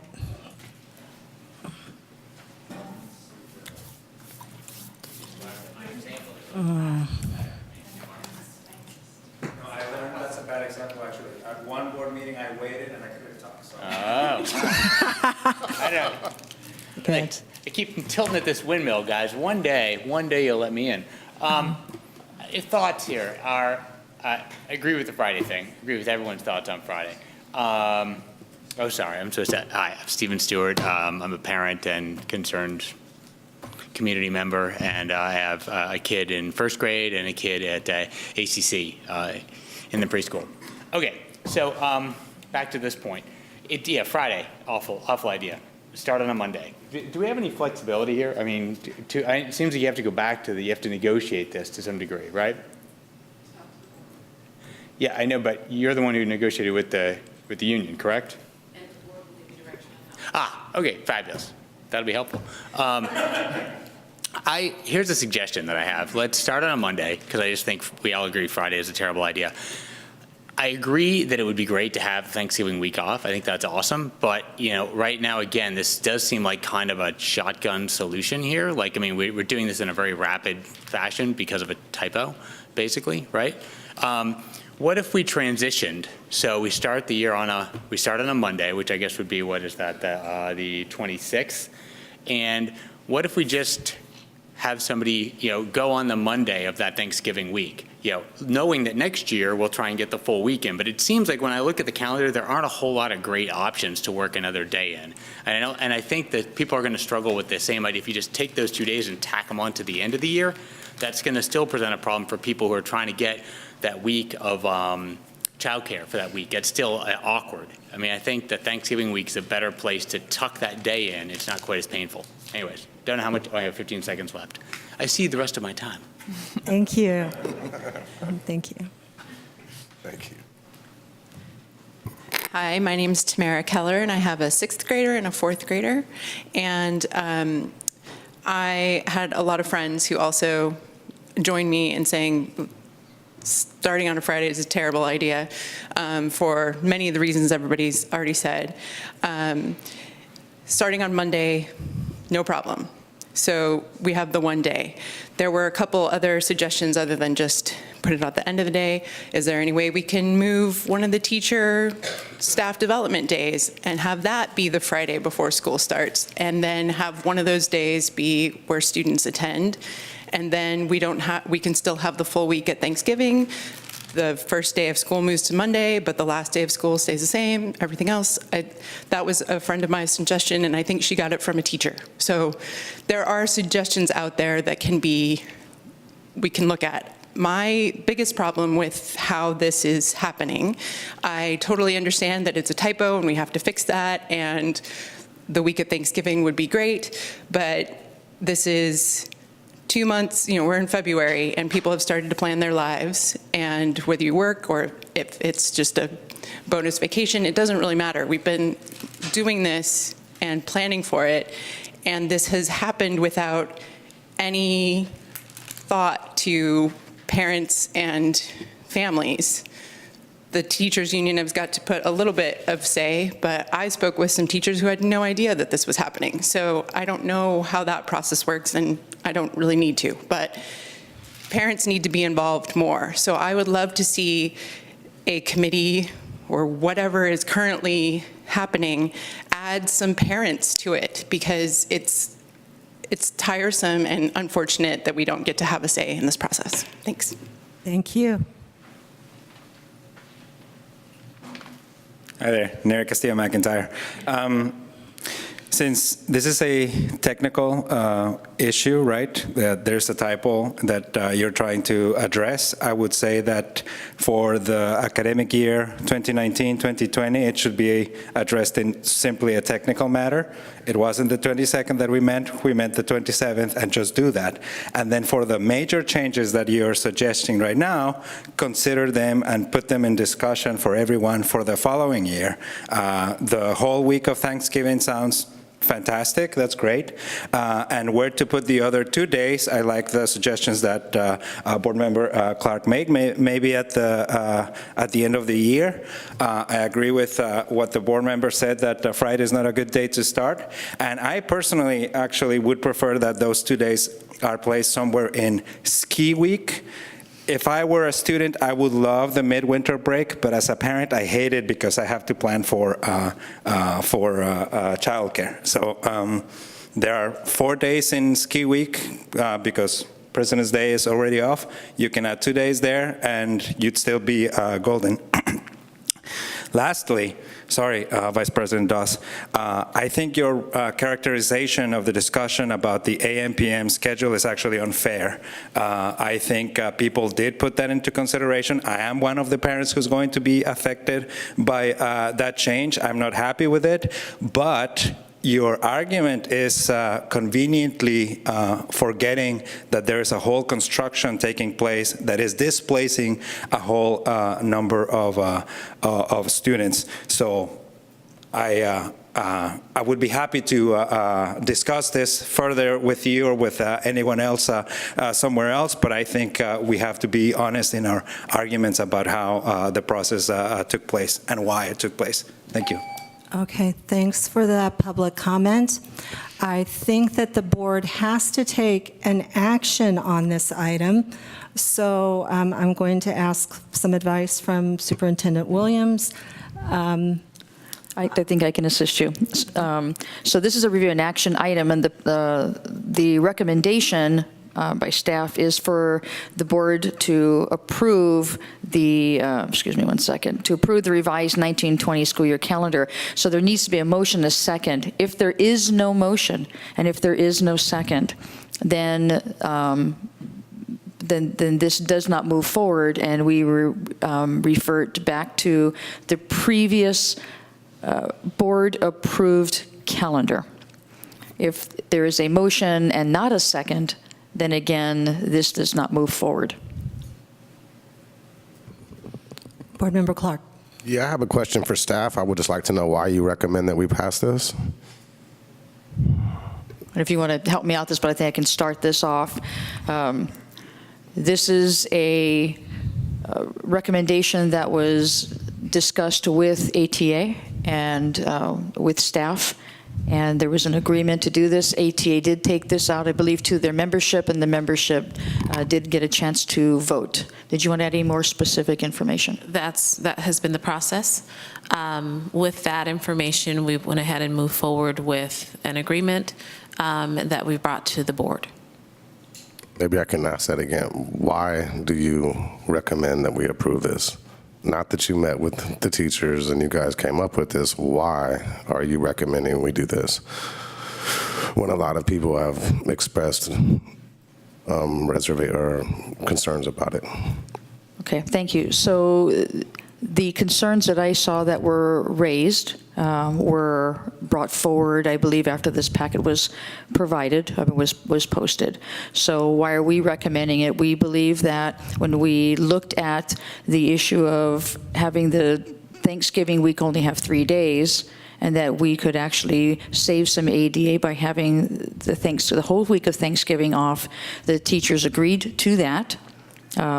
The issue around whether we would start on a Friday, I believe this was discussed with ATA, and there was an agreement there. And so we do listen to our teachers, not all the time, but many times we do. And this was something that was discussed, and it was supported. And so that is why we're bringing it forward. I would like to say that I think that given the terrible problem with the smoke this past fall, and that was on everybody's mind, how we were I believe, the only district in the county that was scheduled to have class on Monday and Tuesday, and everybody else knew that they weren't going to have school anymore, but yet we were still waiting for the smoke reports. I believe that this was negotiated in good faith. I think that the teachers became aware that we were out of step with the rest of the Bay Area, and I think that perhaps this was an oversight in terms of what effect it would have on parents. I would like to suggest as a direction to staff that we create a parent input committee that will meet at least annually to provide input on the calendar before the calendar is negotiated with the bargaining units.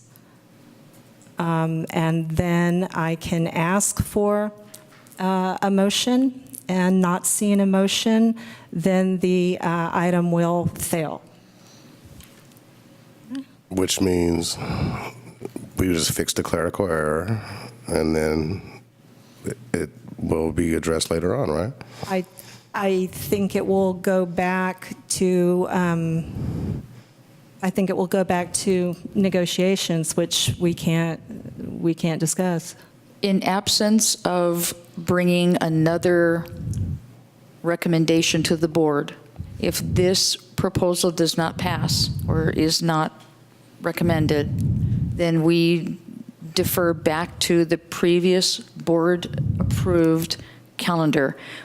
And we would, one, we could simply make the 3-day adjustment from the error to when Thanksgiving, Wednesday, Thursday, Friday break is supposed to be. We could go back to ATA and ask if they can make adjustments so that students start on the Monday and look at maybe what some of those other creative ideas are. But in absence of us actually bringing back another recommendation of a proposal calendar, we default back to the previous agreed upon calendar. And you can't fix the clerical error without us approving the fixed calendar, is that correct? I think we can approve the, if it is a mistake that is a technical error, meaning that we said these 3 days instead of these 3 days and we knew it was supposed to be 3 days, I think we could work with ATA to just make the adjustments for those days. Unless the board wants us to bring it back, I don't think we would have to bring it back to the board for approval. We would simply fix the 3-day technical error. Yeah, if the intent in bargaining at that time was to have it during Thanksgiving break, then yes, it should. I don't think that that's a problem. The intent was to have a 3-day. The intent when it was originally negotiated was a 3-day Right. Thanksgiving break. The one that we already approved back in June. When you approved. Right.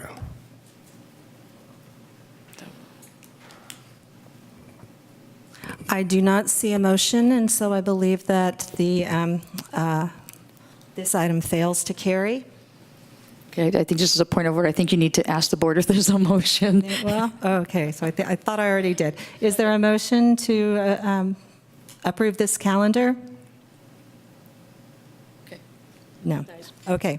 I believe that the revised 2019-20 school year calendar has failed to pass. Thank you. Now we'll move on to item B, participation in Assembly Bill 1808. Now, but for that, now, is there going to be back to talk as far as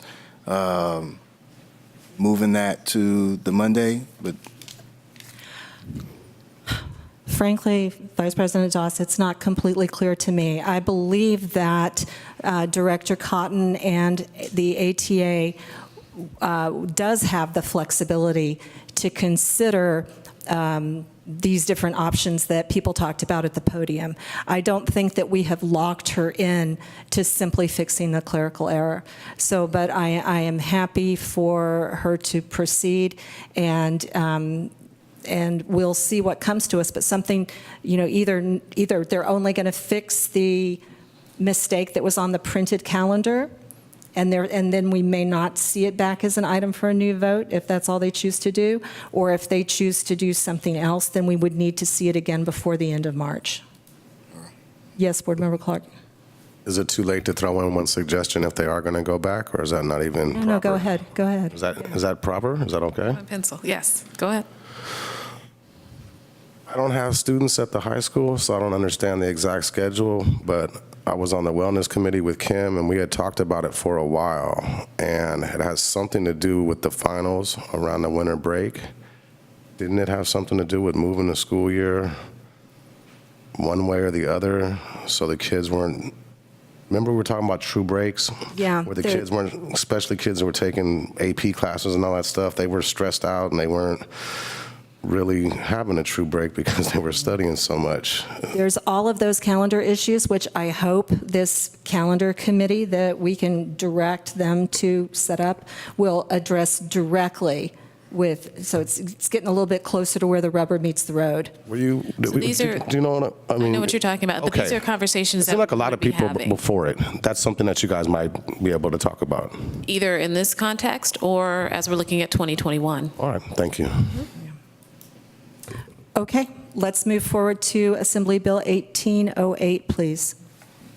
I'm going to turn this back over to Ms. Cawthon. I believe she has the next 3 agenda items. Yeah. busy tonight. So the purpose of this item is for the board to approve participation in the Classified School Employee Professional Development Block Grant and the Classified School Employee Summer Assistance Program as identified in AB Assembly Bill 1808.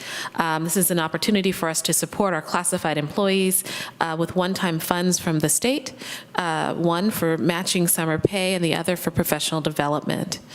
I can read through if you'd like. Okay. And I will stop. I do have one question for you. It does say in the agenda that the entitlements are based on the rate of $177 per full-time equivalent of classified staff. Yes. I just wanted to ask, does that mean that the maximum benefit an employee can receive is $177? So it was not clarified to that degree.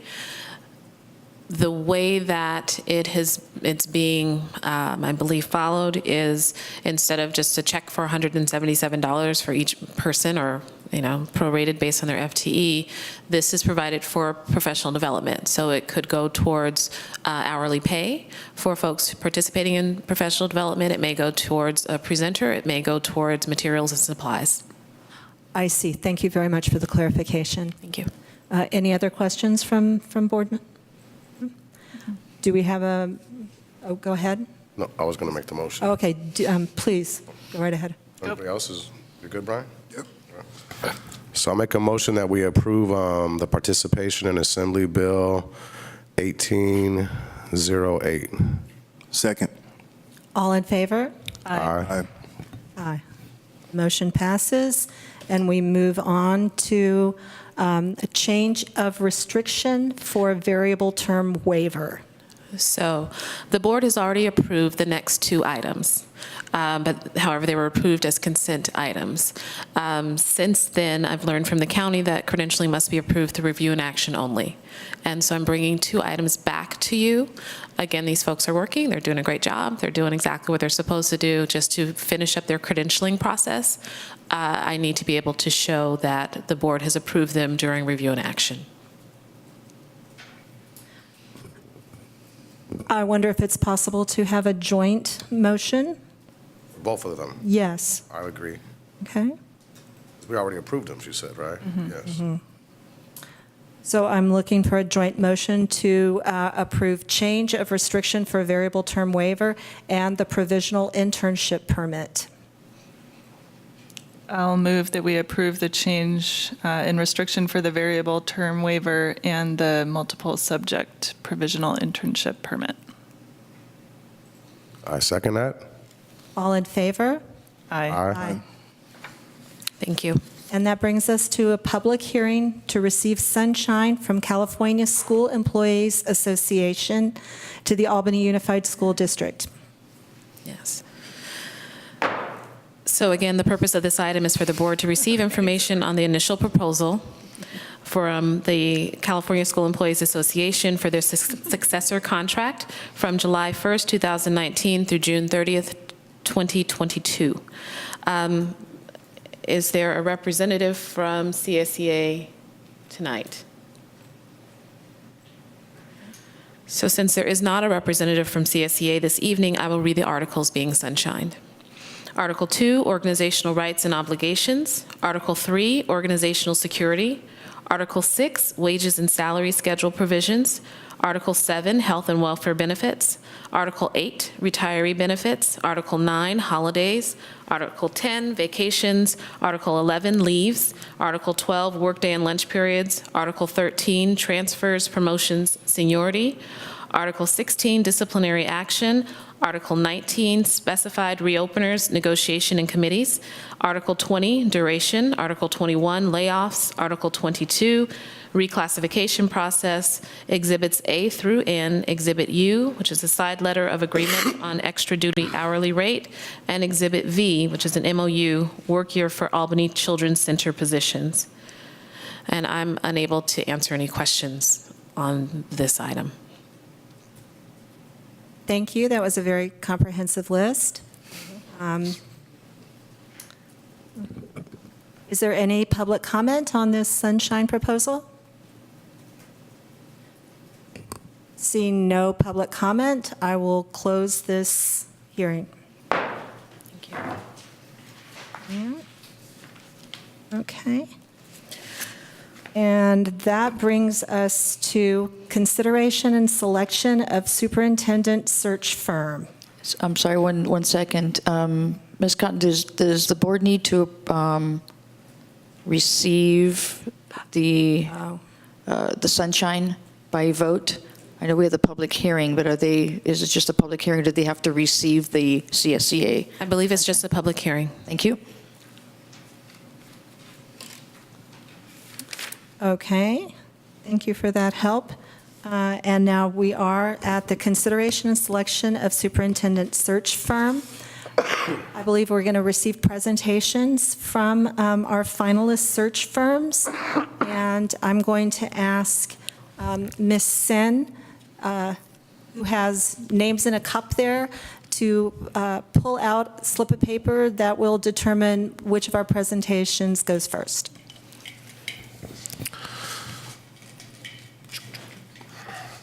Make it official.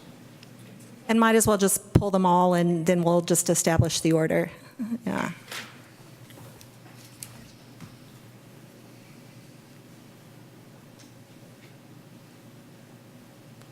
Casca Group?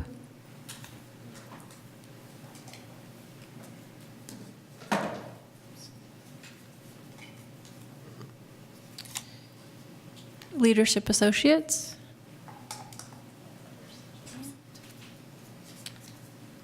McPherson and Jacobson. Thank you. Thank you. Board, you will see that you have paper copies of each proposal, each firm's proposal. Is this exactly what we got in the board packet, or is there additional stuff in here? I believe it is exactly what we received in the board packet. Thank you. Okay, and there's also a note-taking form, if you choose to use it, available. And then I welcome up our representatives from the Casca Group.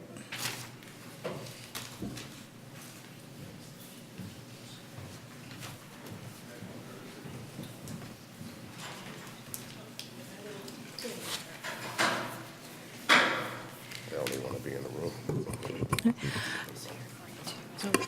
We hope that you'll introduce yourselves, and I know we gave you some instruction about things we wanted to hear about in the presentation, and then you might leave some time for questions.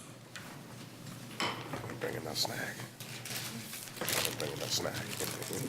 And first, I wanted to thank you for coming. My pleasure. Our pleasure, definitely. New slideshow. See if it's under you.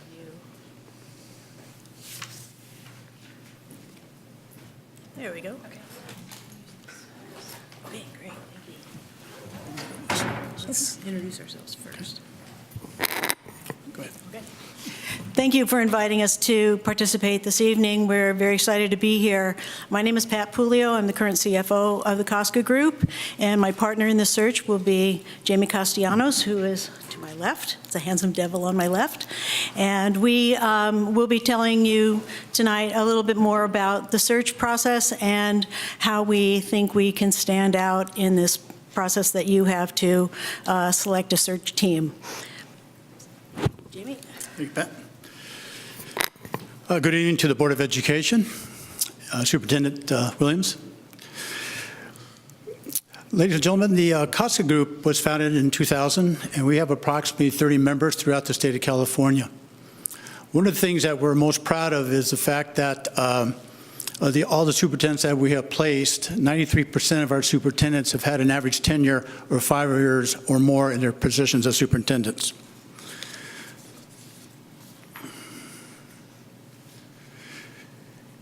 We believe in transparency. As a Casca Group, you'll have continuous communication with Pat and myself if you select us as your search consultants. You will have our phone numbers, you will have our emails, and of course we will have continual meetings with you to update you with the process and keep you involved in that continuous loop of communication. The search will be customized to your district, as we look and talk with you and your stakeholders and get information on the profile that you believe you want in a superintendent, there will be that constant back and forth communication so that it's customized to exactly what your needs are here in the Albany Unified School District. If you looked at our paperwork, our cost is all inclusive, meaning that the price that we have given you there is what the price that will be. It will not change as we go throughout it. So everything that we do, all the stakeholder group meetings we have, et cetera, is only the one cost and one cost only. We have, again, as I mentioned, unlimited consultant time to Pat and myself. And Pat and I will be not doing simultaneous searches. We will be doing the search for Albany Unified only because we need to focus on what your needs are and to do the best job we can for your district to find you the best superintendent we can find for you. I'm sorry, Pat? Do a little introduction?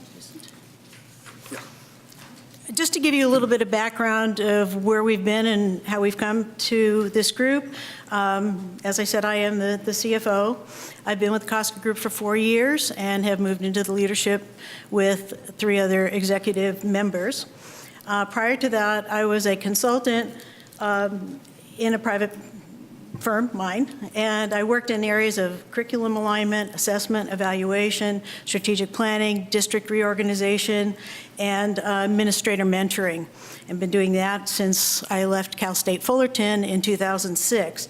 I was the director of education programs for CSUF and extended education, and was also charged with public school outreach. So during that time, I was able to work with many districts across the entire county of Orange and into LA County. Mostly, it started off as the underperforming schools program that some of you may remember who have been around for a little while, and kind of expanded from there. And we worked with so many people across the state. It gave us a really nice opportunity to really get involved in their programs and see CSUF as a real partner. Prior to that, I was the District Director 3 for Educational Services for the Fullerton School District, and that is a pre-K through 8th grade district, and that's another reason why Jamie and I are working together. I'm a K-8 gal, and he's a 9-12 person. My administrative experience as principal was in the pre-K to 8th grade environment. Jamie?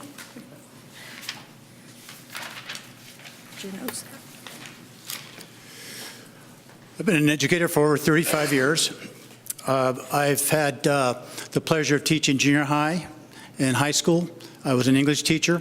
I was also in positions of dean of students, assistant principal. I had 2 principalships, one at a large suburban high school, mostly white, very wealthy, higher end, and I also was a principal at a school of about 950 students, 95% Hispanic and 5% other. So I've had a lot of multicultural experiences in my career as a site administrator, teacher, and as a district administrator. Yeah, I was superintendent too, right. But what I wanted to say to you as well as a superintendent, I've had a lot of experiences in the area of curriculum and instruction, which is really dear to my heart. I've also had experiences in the area of school facilities, budget, and financing. I've also had experiences too. We passed a $300 million bond while I was superintendent, so I have a lot of experience with the bond process.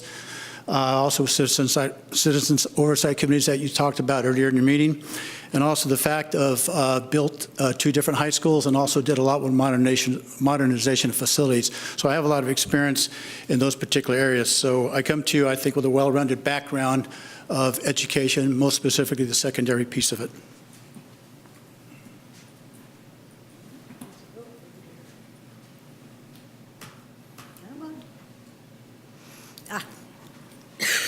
We'll let the technical people handle this. There we go.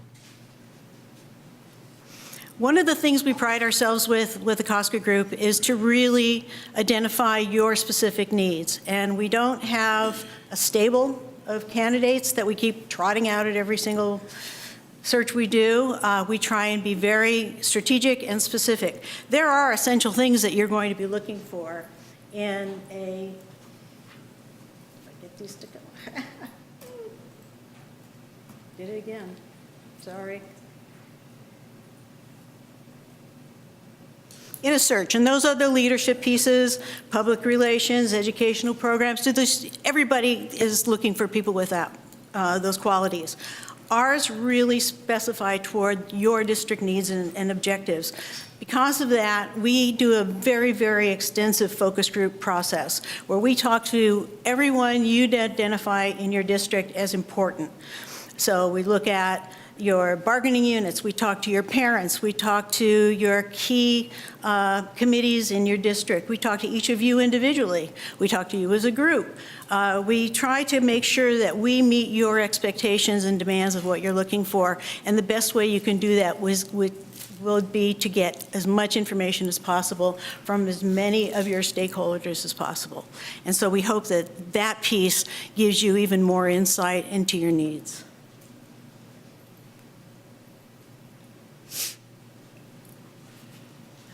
We go through, as I said, a pretty extensive process where we look at, and as I said, customize the work.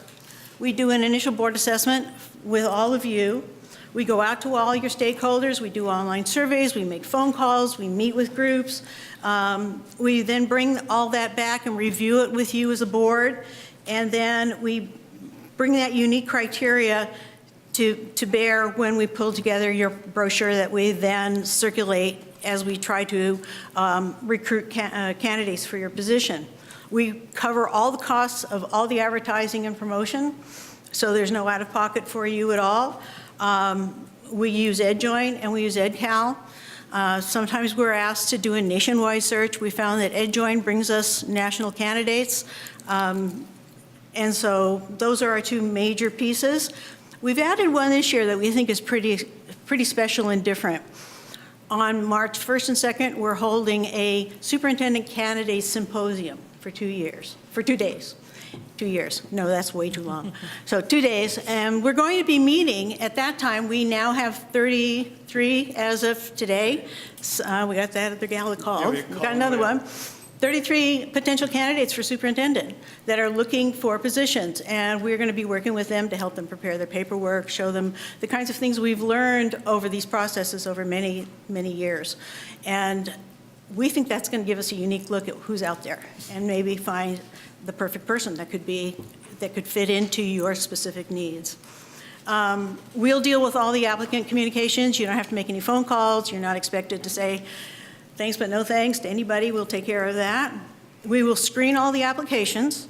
We will take it to a team of our experts that we put together. We do all the reference checks. We have a very neat, in-depth process that we use for a very deep dive background check. One of our former members was with Navy Security, and he's got some very good contacts to get us some very in-depth background checks. We provide all of the information and all of the applications to you as the board members. So we will bring you recommendations. We'll tell you why we're recommending those people after making all of our telephone calls and checking references, but you have the opportunity at any point to say, hey, you know what? You didn't pick this person, but we'd really like to see that person, and that's up to you. We're thrilled that you're taking the time and looking at it. So if you see somebody you want to see that we maybe didn't see for a reason, that's great. In the last phase, we'll prepare a compensation study if you would like that. We will help develop the questions and work with you to set up the interviews. We will set up the interviews, but we'll work with you in the timing and coordinate all of that with all of the candidates. And finally, we'll arrange a site visit if you would like to do that. We'll notify all the candidates of your decisions, and if you would like us to help in negotiating your employment contract, and we will do that, and we will also help you with your final announcements. Jamie?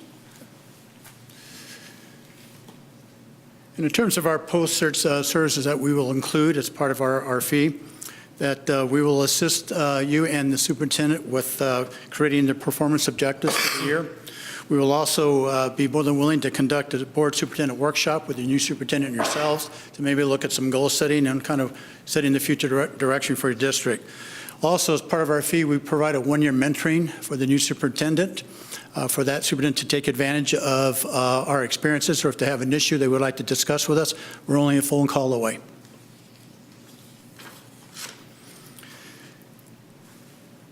And what we have here behind us is a proposed timeline. We always put in dates because we want you to see basically about how long each phase is going to be taking. And these are not in cement, they're very flexible as we go through the process on it.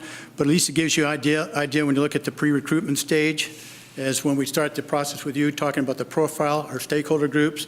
And as we go through phases 2 through 5, you can see we'll look at appointing a new superintendent somewhere around mid-June. But again, this is flexible depending on kind of what your needs are and kind of what we need to do to make sure that we get the best candidate for you. At least this gives you an idea, again, of a proposed timeline. Okay, in terms of the TCG commitment, I'll be brief with this because we have talked about some of these areas, but again, you'll have that continuous communication, where I think it's vital that we communicate all the way through the process, so you know each step along the way what's happening. If we have a problem, we'll also talk to you about that. We're very open and transparent with it. It'll be well publicized in terms of electronic brochure. When we get to that point, we'll get it advertised out to the different publications. We'll give it to our partners throughout the state of California to help us with that recruitment process as well. You will be involved in every phase along the way, and you will make every key decision. This is your situation that you want to get the candidate that best fits your needs as a district. And we, as Pat said, we will thoroughly search the background of all the candidates, most especially those who are your finalists for interviews. We've already talked about this here, so I won't go ahead since we're limited with time to repeat that. And in terms of our fees, as we mentioned, it's all inclusive again. There's no add-ons and no surprises as we go through it. We will take the expense of all marketing costs, that responsibility. All clerical services and supplies will be on us. That way we don't impact your district people. And we will take all the applicant correspondence. We will look at the applications and make sure they're complete. We will do the initial researches, and we'll whittle it down to 6 to 8 candidates for your interview on that, and you will have input throughout that process as well. Okay, we've talked about, I think, about these as well, so I won't spend too much time on that at this point. Our guarantees are up here behind us. Again, I'll let you go take a few seconds to see that. I've already talked about that, so I won't go ahead and repeat that. And finally, we realize the magnitude. One of that one's on. I'm sorry. Go ahead. Let me just add in here. We do not recruit anybody we've placed in a position. So we won't come back to that person in a year and say, hey, we got a better spot for you over here. So I think that's very key. Hands off. And we will do a repeat search if we don't find a candidate that meets your needs within a year. So that concludes our presentation. Thank you very much. Board, yeah, do you have any questions for Pat and Jaime? We all do. Thanks, go ahead. Sure, I'll start. So a couple of quick questions. One is, can you give us, you mentioned that the two of you would be working exclusively on this search, but can you give me a sense of how large your firm is? And We have about 30 members right Okay. now, and we're spread all over California. And And we have one in Texas. oh, okay. And so my second question was, it looks like you've mostly done searches in California, so that you operate only in California? Yes, because most of our people are former superintendents from California school districts.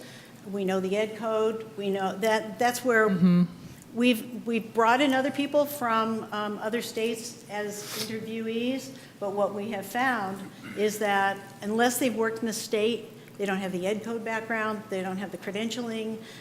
It makes it very difficult to maneuver candidates in that situation. Okay. I'll ask one more question, and then we can circulate. My other questions may come up later. So one thing that jumped out at me is your timeline is a little slower than the other firms. So I wanted to get your sense of, I know we're doing this at the last minute, so part of that's on us, but I'd like to hear your thoughts about, what is the point at which other districts are going to be making offers to candidates?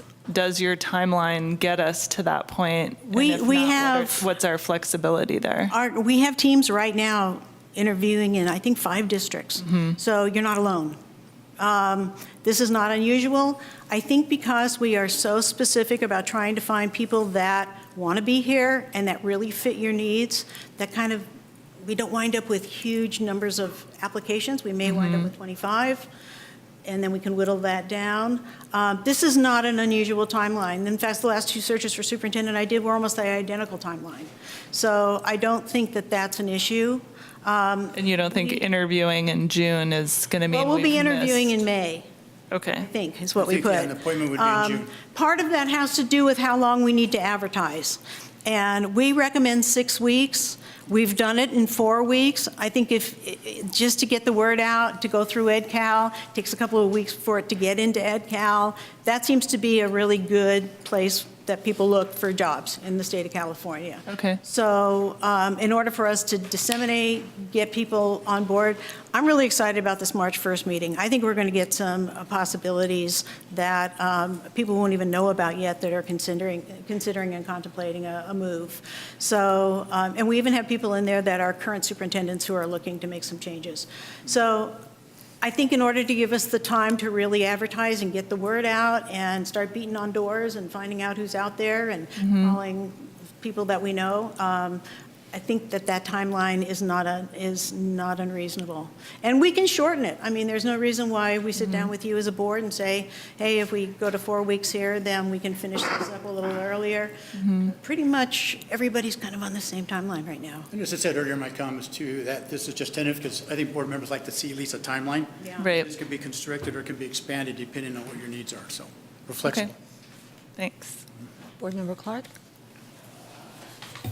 Yeah, I have a quick one on, at the beginning, you have a bullet point that says TCG guarantees the new superintendent selection for the first year. Should a new search be warranted within that time, it will be conducted for expenses only and at no additional cost. That's correct.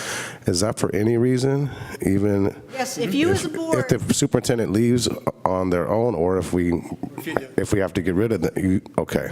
Exactly what it means. Thank you for that clarification. So, yeah, we have that guarantee, and the other one was that, no, I forgot what it was. Yeah, I'll look it up really quick and find out what I was going to suggest, that we work with the superintendent for a year as well. But and we did have one situation where the board just said, this isn't working out. And we went back in and did a new search for them. Okay. Thank you. Charge. And then the next one, you kind of touched on it a little bit. It had to do with the advertising, and you had mentioned EdCal, and there's other, EdJoin. Sorry, EdJoin. EdCal. EdCal is through EdCal, yeah. And then it's on your tentative timeline? Yes. So, yeah, I see you have 4 to 6 weeks, and then since you're saying this is an all-inclusive price, so we pay for it. if it's 2 weeks, 3 weeks, 4 weeks, 5 weeks, you guys pay Put for the it. ad, it comes out in 2 weeks. I was just thinking, in the other one, I think they kind of limited it to they were going to do it for 2 weeks or 4 weeks. You're saying as long as we need. as long as the board decides. Yes. Okay. The other thing I was looking for was the free repeat search within a year and the search if the suitable candidate isn't found on the first round. So if we come through, saw we that bring as well. people and you say, you know what, we don't like any of these guys. Okay, we're back out and we'll do it again. For free. All right, and then one last real quick one is you mentioned your firm is doing current searches now. You guys will be the ones working with us if we choose you. Are any of the other current searches in this area, around the Bay Area, or are they all kind of farther out? We have a proposal right now in Atherton. And that's it right now up here in this section. Yeah. Thank you very much. Good presentation. Thank you very much for the time. We really appreciate meeting with you. We'd love to work with you. We have more questions. Board, I think that we're getting on towards 20 minutes, so please, let's keep it brief. I just have one question. Can you speak a little bit about what you do in order to make sure that your candidate pool is a diverse one? We have been very lucky to have very diverse pools. I don't think you're going to find that's a problem. We have reached out to some of the organizations. There's a African-American superintendents group that we've And a Latino. advertised. There's a Latino group that we've advertised in the past. We also have, as we said, lots of people within that are recent superintendent, had been recent superintendents. They know people who are coming up through the ranks and say, this is somebody you want to take a look at. So we've been very, very lucky to have a very diverse pool. And I think you'll see that happening again. We've never had a problem with being able to really pull in a really wide variety of people. Member Hinckley, you had one more question? I have one more question just to get to know a little bit better how you would approach this. So you mentioned in your proposal that you use the community input process partly to also build support for the board and superintendent. So I'd just like to hear, I guess, a very brief description of how you do that in the community input process? Happy to do that. We ask 3 questions. We'll ask you the first 3 questions, the same way we ask every single group we meet with. What are the things that make this district special and that you're proud of? What are your challenges? And what kind of person do you want as a superintendent, both personally as well as what skills do you want them to bring to the table? And we talk to students, we talk to parents, we talk to everybody and ask them the same questions. And we get such incredible insight. And you'll be able to see every single response we get.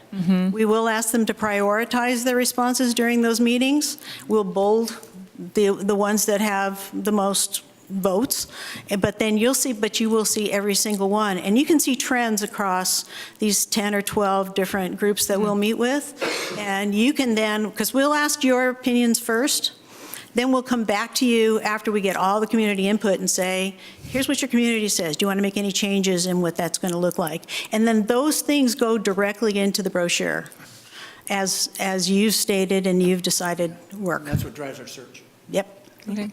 Thank you so much. Thank you. Well, thank you for the opportunity. It's a pleasure. Appreciate it.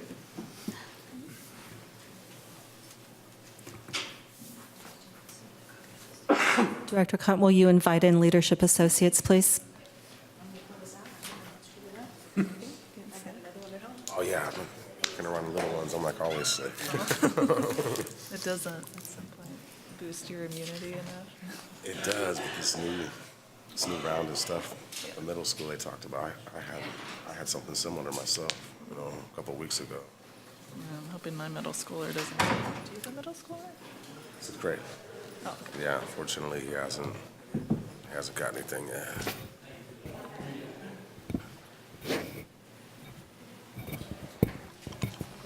Hello. Hi, thank you very much for coming. Of course. Rich, I'll let you stand up here. It's up to you. Oh, yeah. Please at the podium, because I think that's where your sound will be recorded best on our videotape. Great. Well, thanks for having us. Hello there. It's raining outside right now. That was my weather report. I'm Rich Fisher, and I'm with... Where it should be, right? You walked.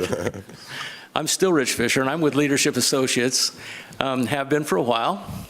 And I'm going to be the lead on this search, if we get the search. I'm going to tell you a little bit about myself. My partner, Rob, is going to chat about himself, and then I'll tell you about our third partner, who is on jury duty for the week and is not here. So I'm a retired superintendent, as almost all of our search folks are for superintendent searches, no matter which firm. 19 years, and my last assignment was Mountain View Los Altos High School District across the bay. I know the bay quite well, and I've done a lot of searches in the area and did the Emory Unified Search last year.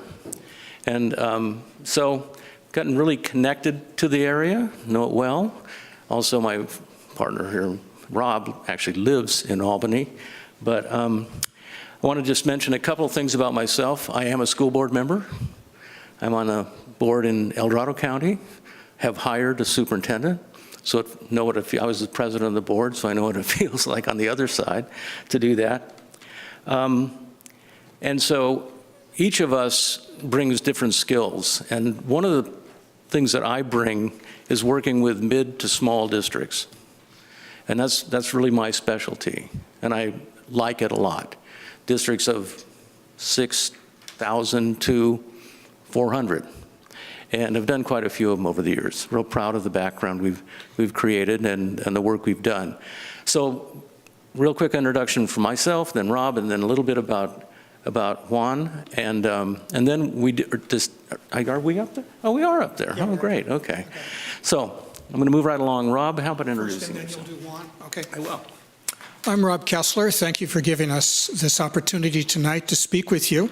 As you see from my bio, I was a superintendent for 16 years, most of that in the San Ramon Valley Unified School District in Contra Costa County. Spent many years as teacher at principal in different levels. After I retired, I have done many different things, but what I enjoy the most and have done the most of it is as an executive coach to superintendents. And I've done this across the state, and I spend a lot of time coaching first and second year superintendents. Also, I've done a lot of professional development work with superintendents. And for the past 3 years, I've worked with leadership associates, doing many different professional development, leadership development activities with superintendents and central office staff. Rich talked about the specialties that he brings to the search process. I'll mention two of them that I feel like I bring.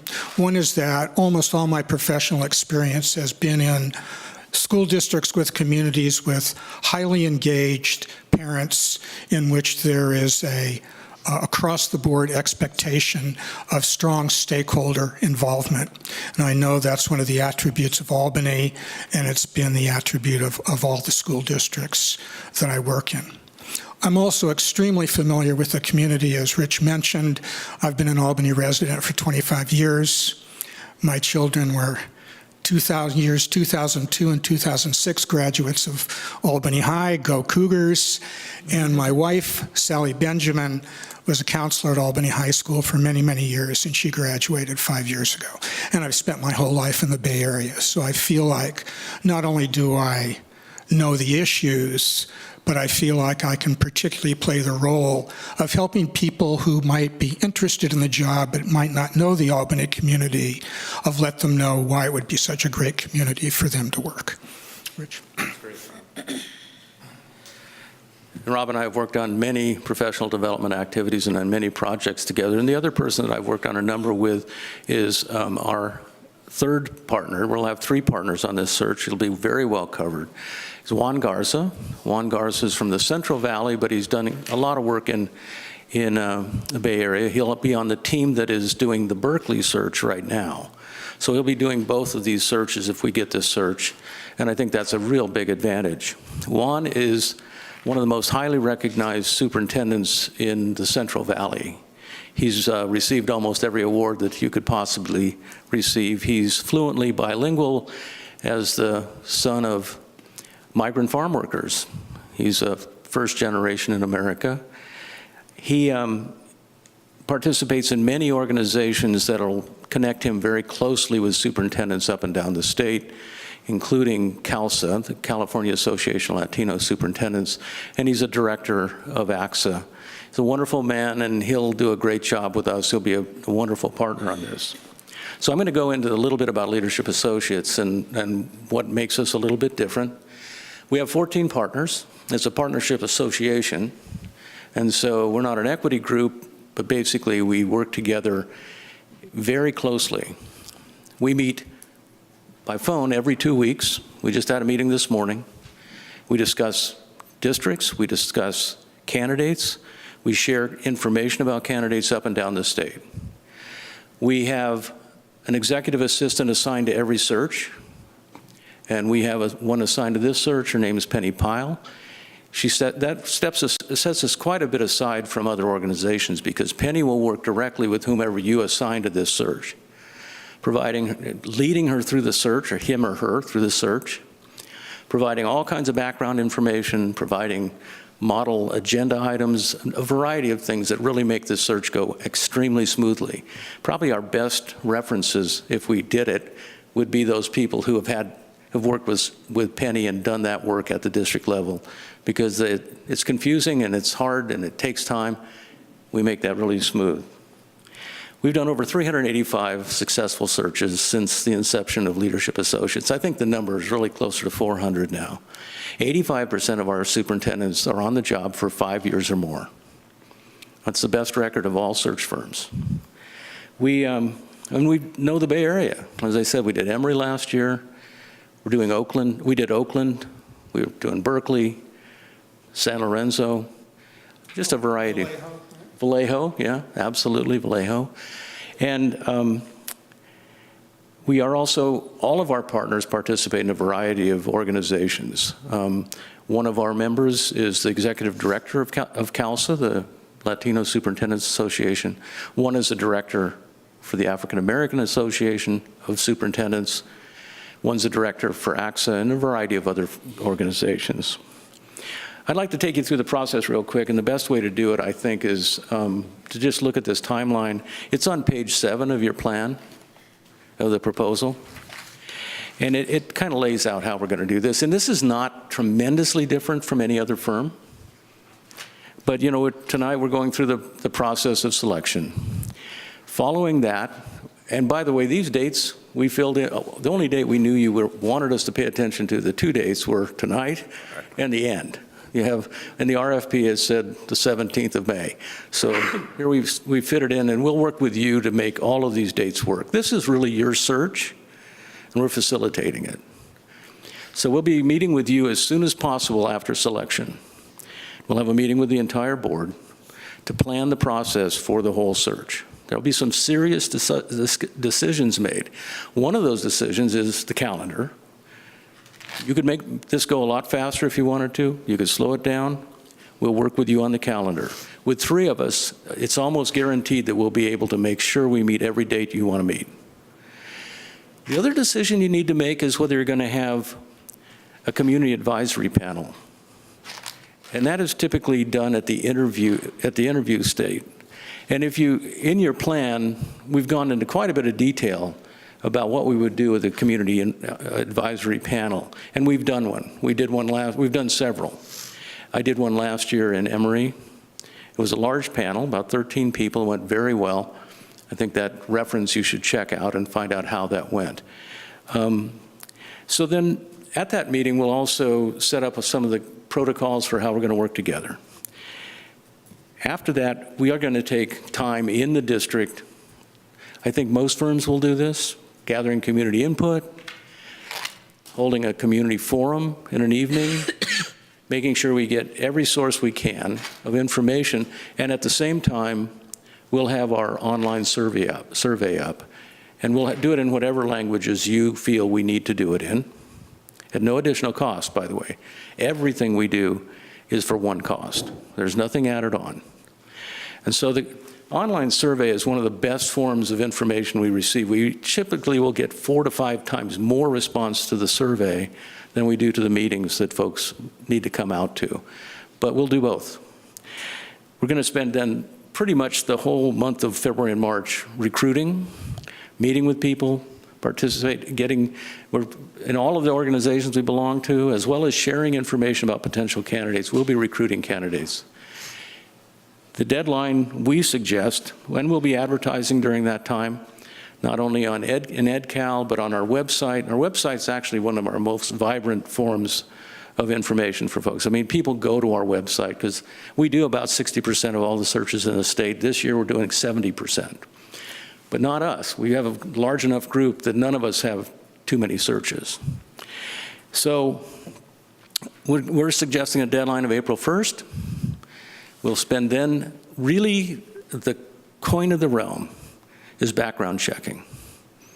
We will do background checking. We will have a conference with every candidate, no matter how unlikely they are to get an interview.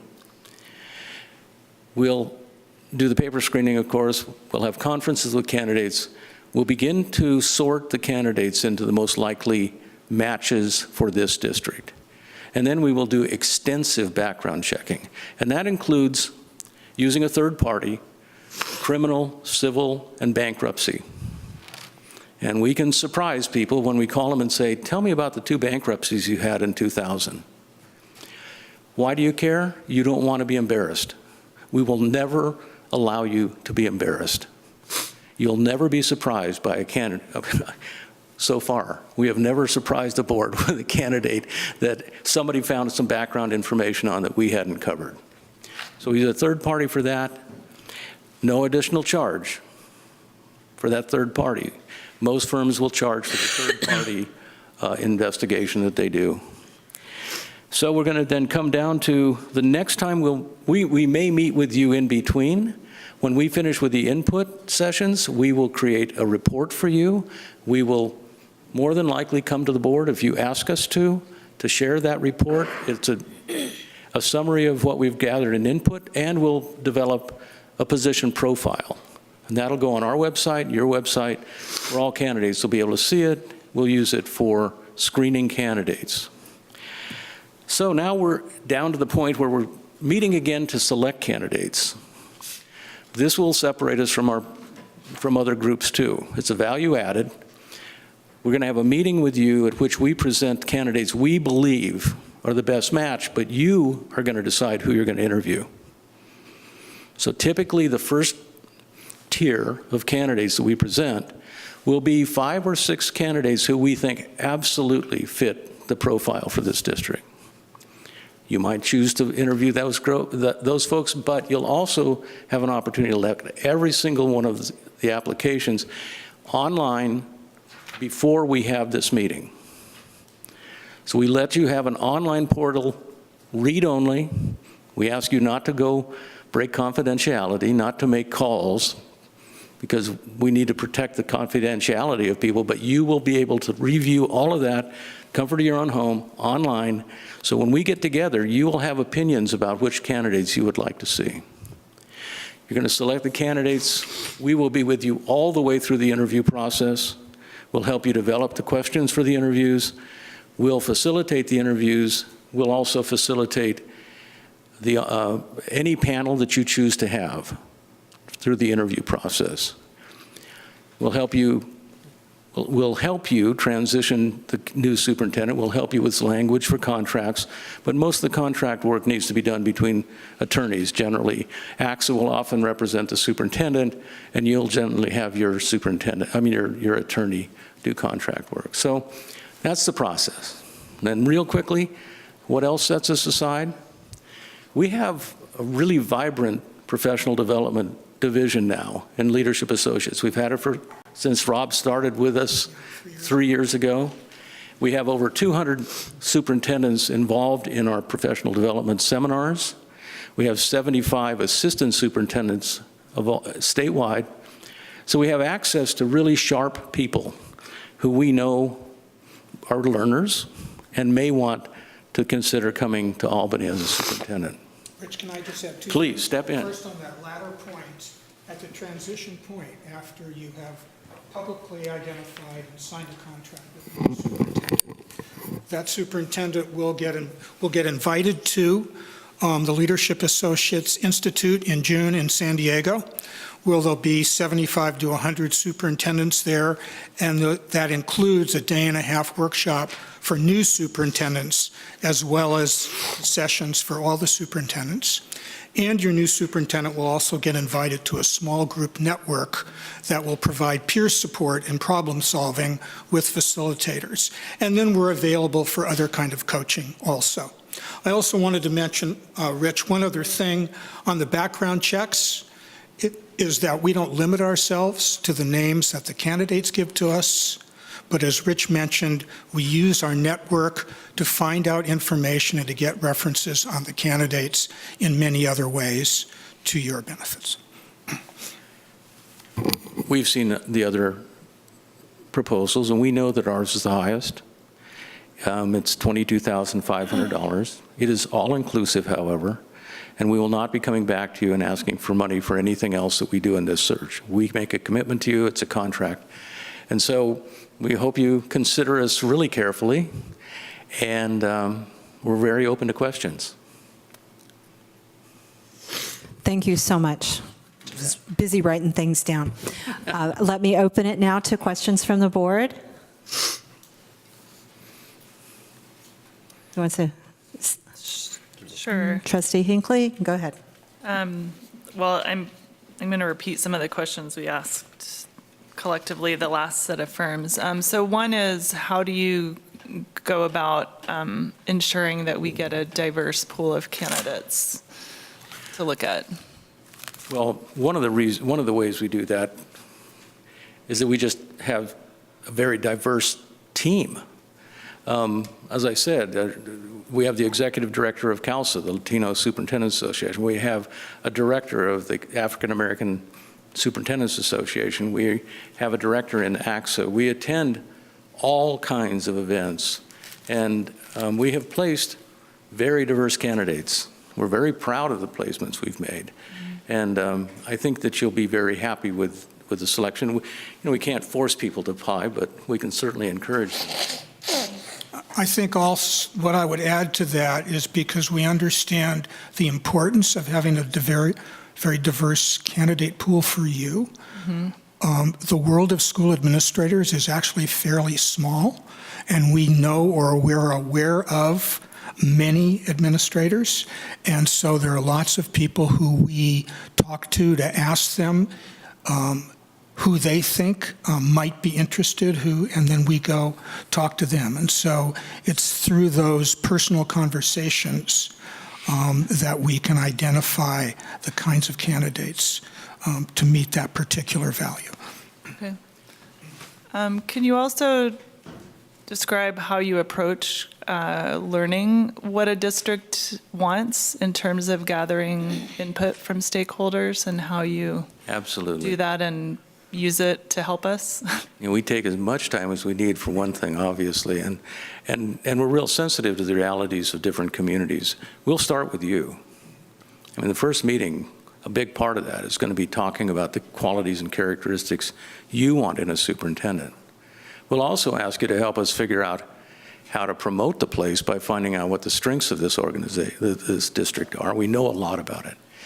But then three of us will be in this district for however long it takes. You're going to identify groups you want us to meet with. We'll be putting out an all-call for a community forum. We collect all of that information. We look for trends that appear in all the data we collect.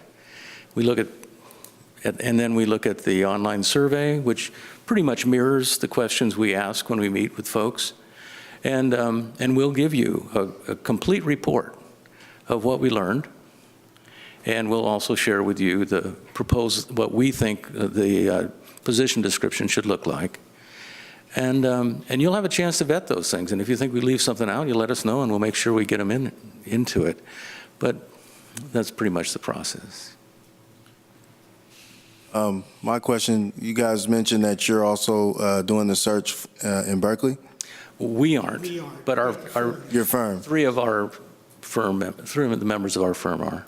So I guess my question is, if there's one rock star candidate, how do you guys differentiate if Albany or Berkeley? Well, I don't know. We've had that condition. We've had that situation happen. We've done neighbor-to-neighbor districts before. It typically sorts itself out, but I mean, the truth of the matter is, it comes down to whether you offer and whether another district offers, and it eventually comes down to the candidate deciding. But we're not going to have just one star. We'll have a great candidate pool. I guarantee you that. Rich, can I add something? Sure, to that please. Also? I agree with Rich that there's not going to just be one rock star, but one of the things that we can coach you on is that during the interviews, not only are you trying to learn as much as you can about the candidate, but the candidate is trying to learn about you. And so one of the ways that you can help in that situation is for you to be very sensitive to the fact that while you're learning, you also are helping them understand what you want and why you would be an excellent board for that person to work with. We also hope to get to know you a bit, because almost the first question a sitting superintendent who's going to go to another district asks is, what's the board like? It's really an important question, and we need to be able to know how this board works. And it's not at all unusual for a candidate to be in two different searches and make the choice based on how likely they are to be successful with that board. So. Interesting. Any other comments? Please go ahead. Okay, I just have one more question. When you guys are completing the searches, the superintendents that you're bringing in, obviously they have previous experience or they come from previous districts. Do you guys go back and have any conversations with the parents of that district to kind of see what the feeling was when they left? We go as deep as we can. And one of the things that you do need to know is that if I'm a successful superintendent and I'm applying here, but I might not get the job, the last thing I want my community to know is that I'm looking for another job. So we do try to protect confidentiality, but it's really typical that we will find retired board members, we'll find retired city managers, because we just dig around. We know people in all of these communities typically, and we'll find people who know how that person did. It's not at all unusual for us to make a quiet contact with the Teachers Association or with the Classified Association to see what was that relationship like. I mean, is that going to be a good fit here? So pretty extensive stuff. Thanks. Member Clark? Yeah, do you have this up here, Julie, or is that Val? Can you just go back? I think it's just one page, back to page 8. Sure. That's the contract, yeah, cost proposal. Yeah, the fourth bullet down, cost of advertising in EdCal, 2 consecutive publications. So is that 2 weeks, or how long is each publication? So the publication's out, well, they're pretty much out every week now, and we'll have 2 publications in a row. Usually they're 2 weeks apart. We're also going to, if you use EdJoin, we'll use EdJoin. We don't typically get, I don't know, do you use EdJoin? You guys probably do. Yes. Yeah, we'll put the candidate, we'll put the position on EdJoin. It'll stay up there as long as it's open. And we'll look at some of the other periodicals from some of the other organizations too. We don't typically get much response. We get almost all our response from our own website and from EdCal. Right. Typically what people are looking for. All right, and then the last bullet point on that same page, the guarantee. That's it. Could you explain that last sentence? I'm not quite sure. Provided the board majority remains the same? Yeah, that's a relatively standard. I'm not sure if all firms do that. You're the firm that's going to, you're the board that's going to hire us, okay? If something happens and 3 of you leave the board and then the superintendent is fired that same year, then we're going to have to talk, okay? Gotcha. I got you. But realistically, that has never happened. It's And not actually, gonna- we've only honored the guarantee once, and that was in Carmel, and that's when the superintendent became critically ill and couldn't finish the year. And we did the search over again just for expenses. I thought that's what it meant. I just wanted to hear it. Thank you. Thank you very much. Appreciate you being here. Appreciate your time. Thank you.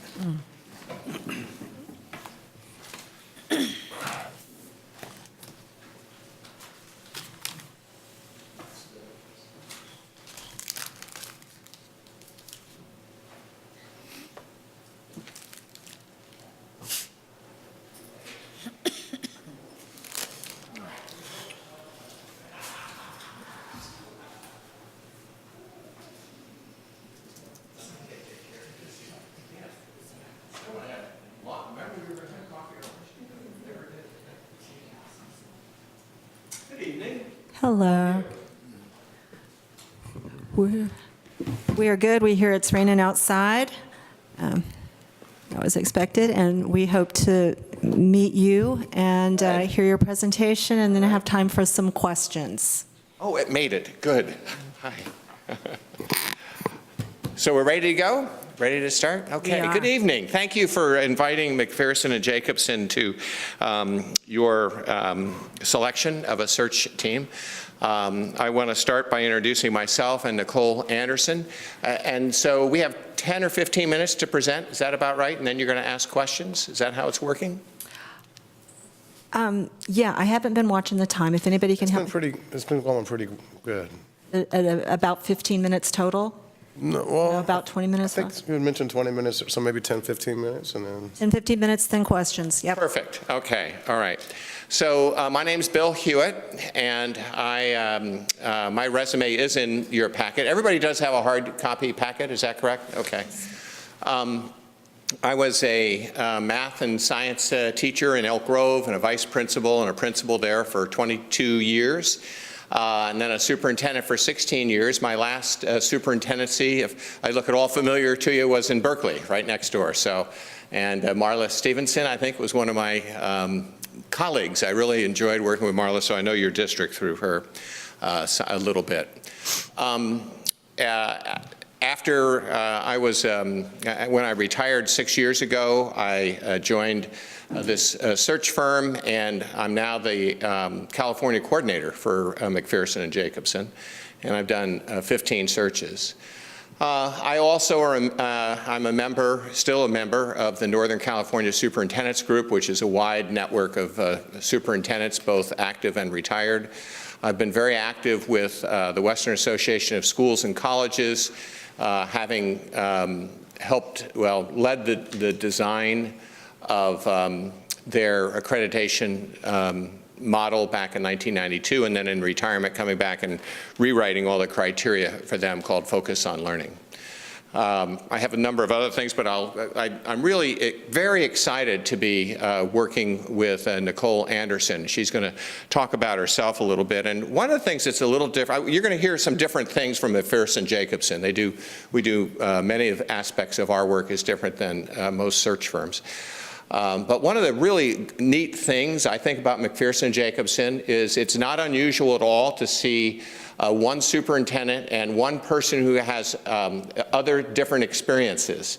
And Nicole is going to talk to you about that. She is a school administrator, but she has a great expertise that she'll bring to our team of consultants. And we do this with board members and with people from business and industry. It's quite interesting how we do it. We always have a superintendent, but we typically will pair another strength with a superintendent. So Nicole, please tell them about yourself. Well, good evening, Board, Superintendent, and all of your staff. Good to see everyone and late night. I'm Nicole Anderson again, really honored to be here tonight to share in our experiences that we can bring to your search process for your new superintendent. I've had the pleasure first of being a mother of three, not in this district, but actually in Vallejo, where I spent 16 years of my career. So as a mother, very passionate about this work first and foremost, and know that leadership matters. In particular, my current work after being a principal, elementary, high school vice principal, is moving into the space of working with ACSA, the Association of California School Administrators, where I've had an opportunity to work with quite a few administrators up and down the state, superintendents, principals, you name it, and most importantly, providing really a professional learning space and network for them to build capacity. My work in ACSA primarily focused on equity and diversity, so I know that that is very much a focus with your LCAP process, and really looking at candidates who have not only the diverse background, whether it's ethnicity, but also mindset. You have a very kind of diverse district and needs of your students, and that's really the focus of the work that I've had the pleasure of doing for really a lifetime, but particularly in these last years. And so currently I'm working as an educational consultant, lots of districts actually nearby in the Bay Area and all over the state. In particular, working with places like Sunnyvale, your actual county office, so I had a really great opportunity to work with that group. Mount Diablo, Fairfield, Elk Grove, as a matter of fact, Stockton, and quite a few spaces where there's really this development of a network of aspiring superintendents that I've had the pleasure of really actually building capacity. So I look forward to the process of an opportunity to really help you to bring some candidates that can really meet your vision for what you want for your students. And most importantly, I know that our goal in California, kind of a shared vision, is around closing the achievement gap. And so I've had the pleasure to do that work in the trenches daily, and look forward to bringing that to the search process. So we'll share a little bit more about what that looks like, but definitely appreciate being here tonight to share the expertise with you. Thank you, Nicole. You might notice in our packet that we pride ourselves on the diversity of candidates that we both bring to you and place. I know in the 15 searches that I've had, 9 of those have been either women or people of color or both. I'm just very pleased that Nicole will be working with us. Between her connections and my connections, we will have a very good recruitment for you. Okay, so let's see, which button am I going to push here? There we go. A couple of things about our firm. We're one of, not the, but we're one of the leading national firms. There are 3 big firms in the nation. We're one of them. But we really like to emphasize that we're given, being the California coordinator, I can tell you that we're as much a California firm as any other firm that you'll talk to. Okay, we have 15 consultants in California. We do things a little bit differently than they do in the nation to tailor them for California. And we have an experienced group of consultants in the state that have a lot of connections. So when I do a search for a district, I don't rely just on the 2 of us, but on all 15 people in California. And then to some extent to the 110 consultants that we have nationwide. So you kind of get the best of both worlds, I think, with McPherson Jacobson about being both local in California and national. Now, honestly, almost all of our placements are Californians. Almost all the placements, I think only one of mine was not of the 15 I've done, and that's, but I've had lots of good candidates come from outside the state, so you'll have that possibility as well. And the one that was not from California, actually was from California. He had just been in Alaska for the last 6 years and was ready to come home. We're very proud about sustainability of leadership. You'll see that the way we do things leads to having superintendents stay for 5 years or more. 80% nationwide, 80% of our superintendents have been in their position for 5 years.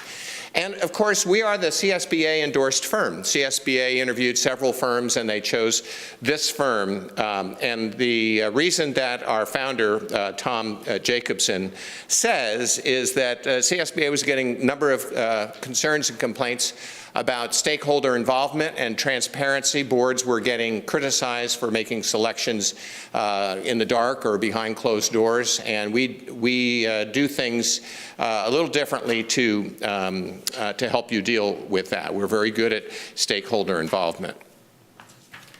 So we have a mission, and it is that we believe that every student's entitled to a high-quality education, and we believe that high-quality education is dependent upon quality leadership and sustained leadership. Our mission is to ensure that each search results in a high-quality leadership for an educational experience of our students. Okay, a couple of things that are unique about our process.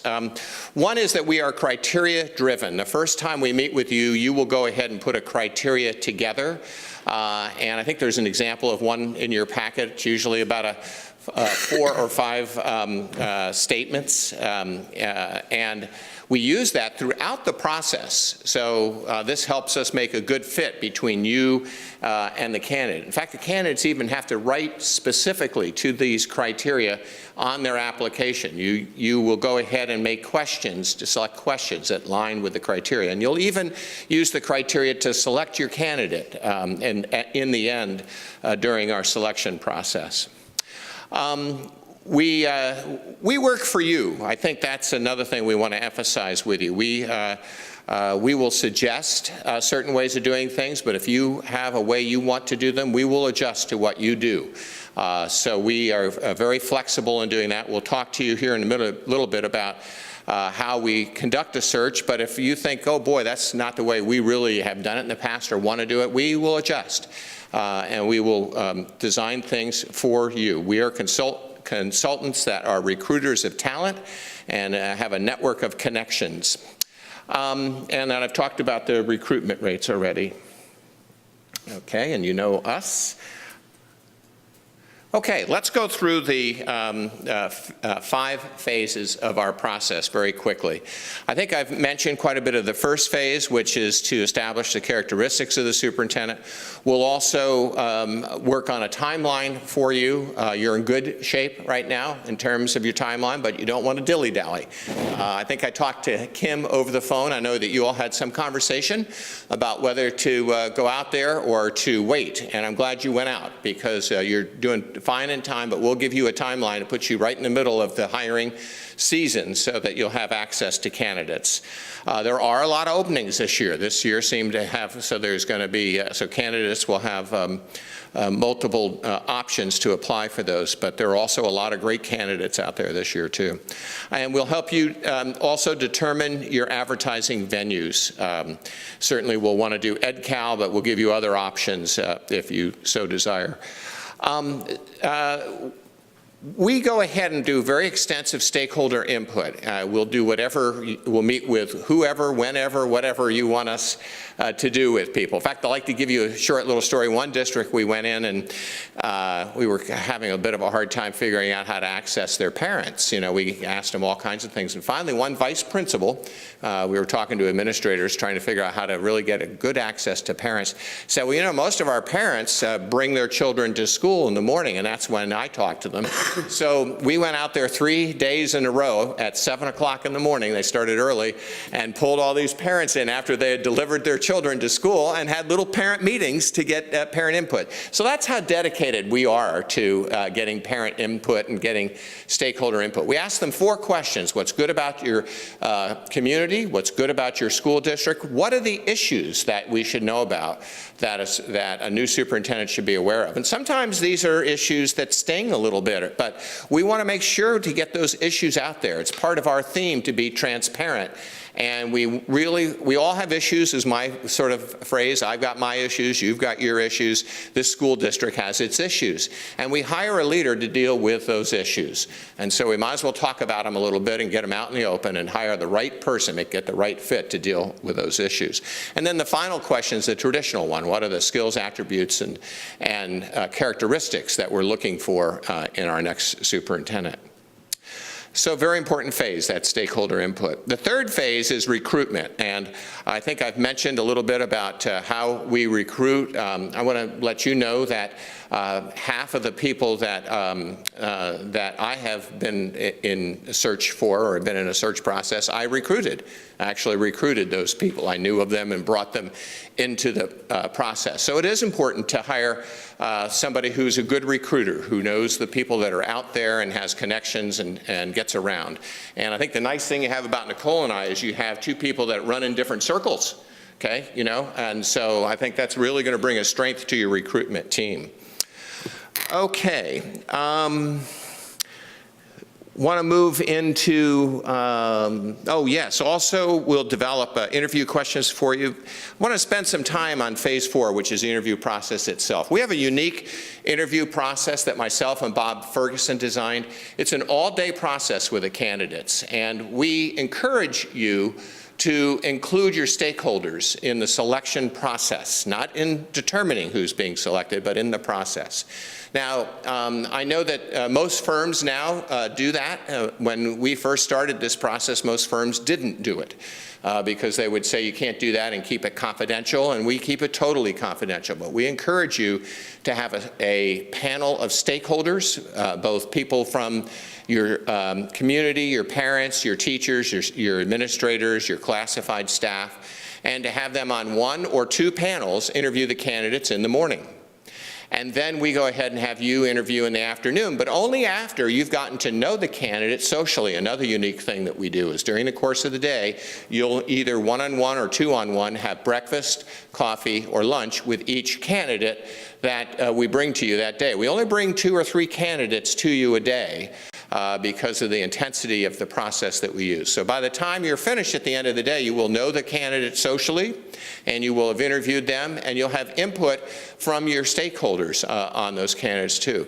Boards, I do hope you get a chance to talk to some of the other districts that have used our search process, because they really like this process. They really have written there, I think there's a few testimonial letters in there, but they really do like the idea of being able to not interview the candidate cold, you know? Because when our interviews start, it's kind of like they know the person. It's like, oh, hi, how are you? You know, it was nice having lunch with you. And that does make a difference. You want to have somebody that you can work with, not only somebody who knows the business and knows the answers to things, but also somebody who has a personality that meshes with you and your boards. Finally, we have a couple of things that we do that are extra services that are part of the fee that you have. And those are that we include a follow-up 3 to 6 months later, or actually 2 to 6 months later, on helping establish the goals and the criteria for the first evaluation of your superintendent. We find this to be very helpful to get the superintendent off to a good start. And I usually will come in and spend a couple hours with you and the superintendent to determine just a few goals and doable objectives that the superintendent and you can accomplish and evaluate to get off to a good start. We also will help you with a visit if you wish to do a visit to the candidate's district and to see them in action. And in addition to that, we also will help you in any way you want with the superintendent's contract. Most school districts in California rely upon their counsel to do that, their attorney to do that. But there have been times when I've been called upon to help the board with what good parameters will be, including salary study. And we've done local salary studies for you as part of this at no extra fee. Okay. So I did want to talk about what I recommended to you was that middle position in the slide, interview and social interaction. But I've done traditional interviews with boards where we just bring the candidates in, have a regular interview process, and then a decision making. I've also done a completely open process where the public is invited to the interview phase. Very few of those happen in California, but I've done a couple of them here in California in smaller districts. One consideration in these is, will a breach of confidentiality make a difference in those who will apply? And sometimes an open process does, but I think now everybody has finally figured out that you can involve the public in a confidential way. We actually have them sign off on a affidavit saying that they will not share anything in the interview process so that it's kept confidential. The reason we want to keep it confidential is that you, especially if you have sitting superintendents and sometimes assistant superintendents, they may or may not tell their employer, their board, that they are applying someplace else. And in any case, if they have a public job, the public usually doesn't like it that their superintendent's interviewing somewhere else. Those are the additional services. I think we've talked about the timeline. We're very good about compressing timelines. We probably won't have to compress yours too much if we get going early at the start here. I wanted to talk about our fee. Our fees for your size district usually are very competitive. And, I oftentimes say that, really, I do a lot of different consulting, and I have had a good long career in education, so I'm not doing this for the money. I'm doing it to really continue my work in helping districts and boards function well and get ahead. So we do have a fee of this one at $12,900, which I think is competitive, and expenses not to exceed $1,776. That's a good number, huh? $17,760. I don't think your expenses will be that high because we're both pretty local. I'm only about an hour and a half away, hour and 20 minutes away, and Nicole's 20 minutes away or less. So we won't be bringing up very big bills and staying overnight or even travel. But expenses do include media advertising, copying costs for the home office. We copy both your brochure for you. And by the way, when we take all that stakeholder input, those 4 questions, we publish all of that. You put it on your website, but we actually hand you a document that's published and several copies of it. And boards oftentimes use this after we're gone. And you can see the other costs that are involved in that may contribute to your expenses. We do have a cap on your expenses of $17,760, but I don't think it'll come to that. I think it'll be 1,000 or 2,000 less. So just in conclusion, board designs the process. We work for you. We are criteria driven. We like to reemphasize that by using this process and everything we do, that our superintendents stay in their seats for typically 5 years. And we're known for a high involvement of our stakeholders. Our theme is transparency, and I like to add in California, engagement. So are there any questions that either I or Nicole can answer for you? Certainly. Thank you so much. Let's go to Member Clark. Thank you so much. Very good presentation. Going through the proposals, I was really impressed by your guys's, and that last slide, you kind of touched on it a little bit. I've spoken to a couple people about it, and they said just kind of be careful about hidden costs, and the other 2 firms were kind of all-inclusive. Right. If we could go to page 35, Julie, please.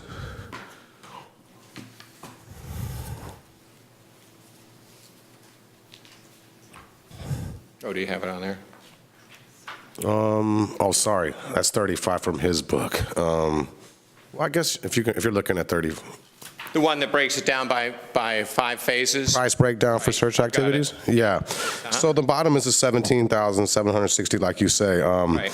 So number 1, it talks about 2,000 for advertising costs. Right. So if we don't spend 2,000, that's going to be even less. That's correct. And if for whatever reason we decided to spend more, of course, that's going to be higher. That's right. That's great. I would encourage you to only spend money on EdCal.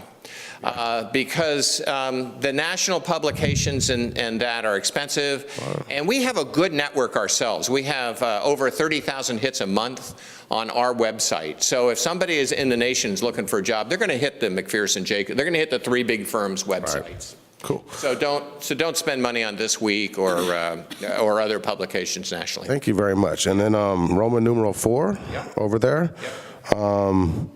So that last one over there on the additional cost, fees do not include consultants being present for the interviews.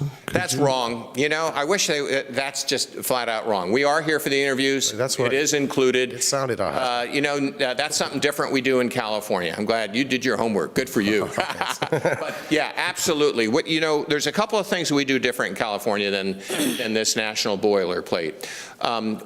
One thing is we are here for the interviews from start to finish. Yeah, the only thing you pay for is expenses in that. Okay, and then 2 more since we're on the same page? Yeah.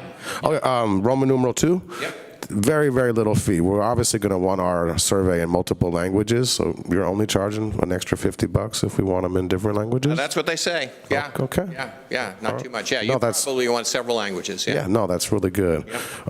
And then the last one, in the totals, the last bullet point, actual travel costs.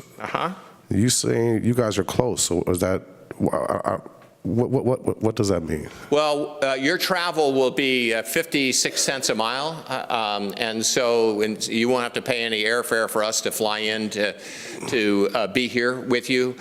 We usually come to 3 board meetings, the stakeholder input. We're usually here five different times, and the course of selection process too. That's it. I'm really. And I, you know, there'll be some nights that I stay over, but very few. Yeah. That's it. I'm really impressed with you guys. Thank you. Thank you. Thank you, Jacob. Yeah. Trustee Hinckley, please. I guess I have some of the same questions about how expenses might go up if we did a little more.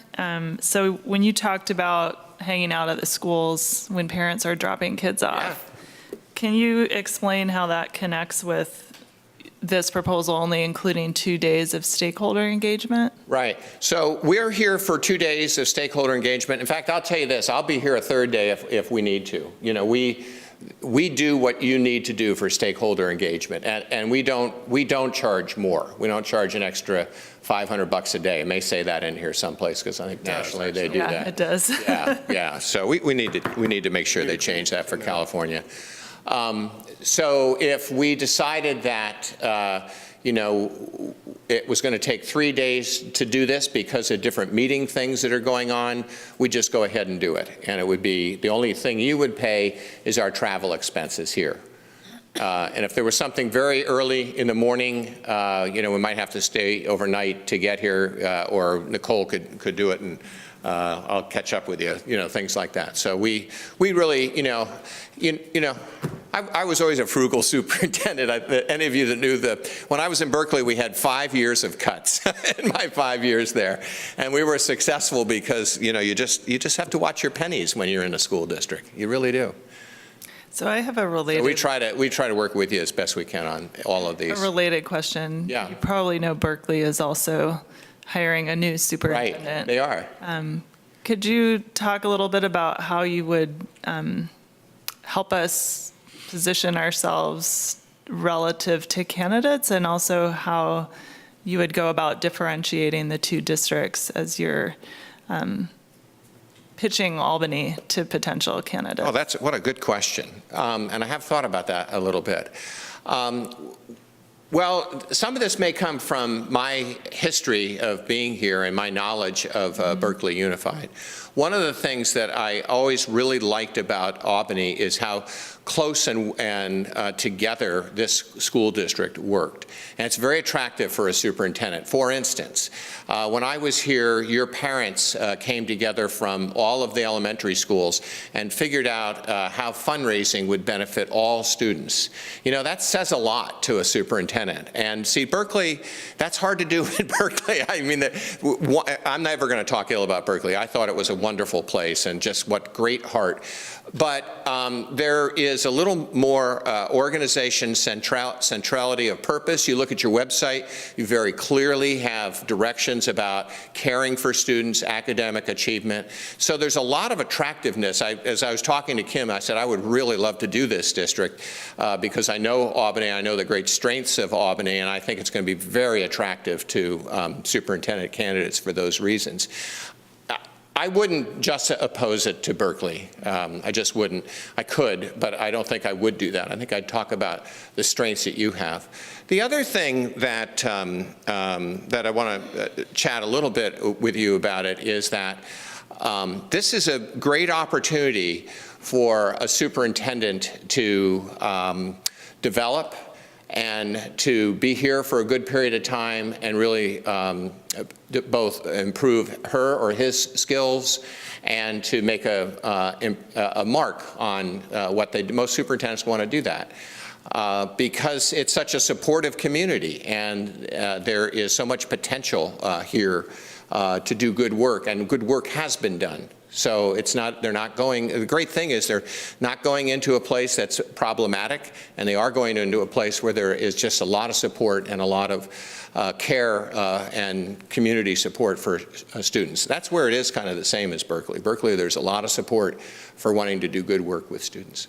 I think Nicole's ready to. Please, Nicole. Yeah. One thing to keep in mind too is I think that there's a very unique need here, and you can't really compare to other districts. And I think what we're very mindful of is the right fit.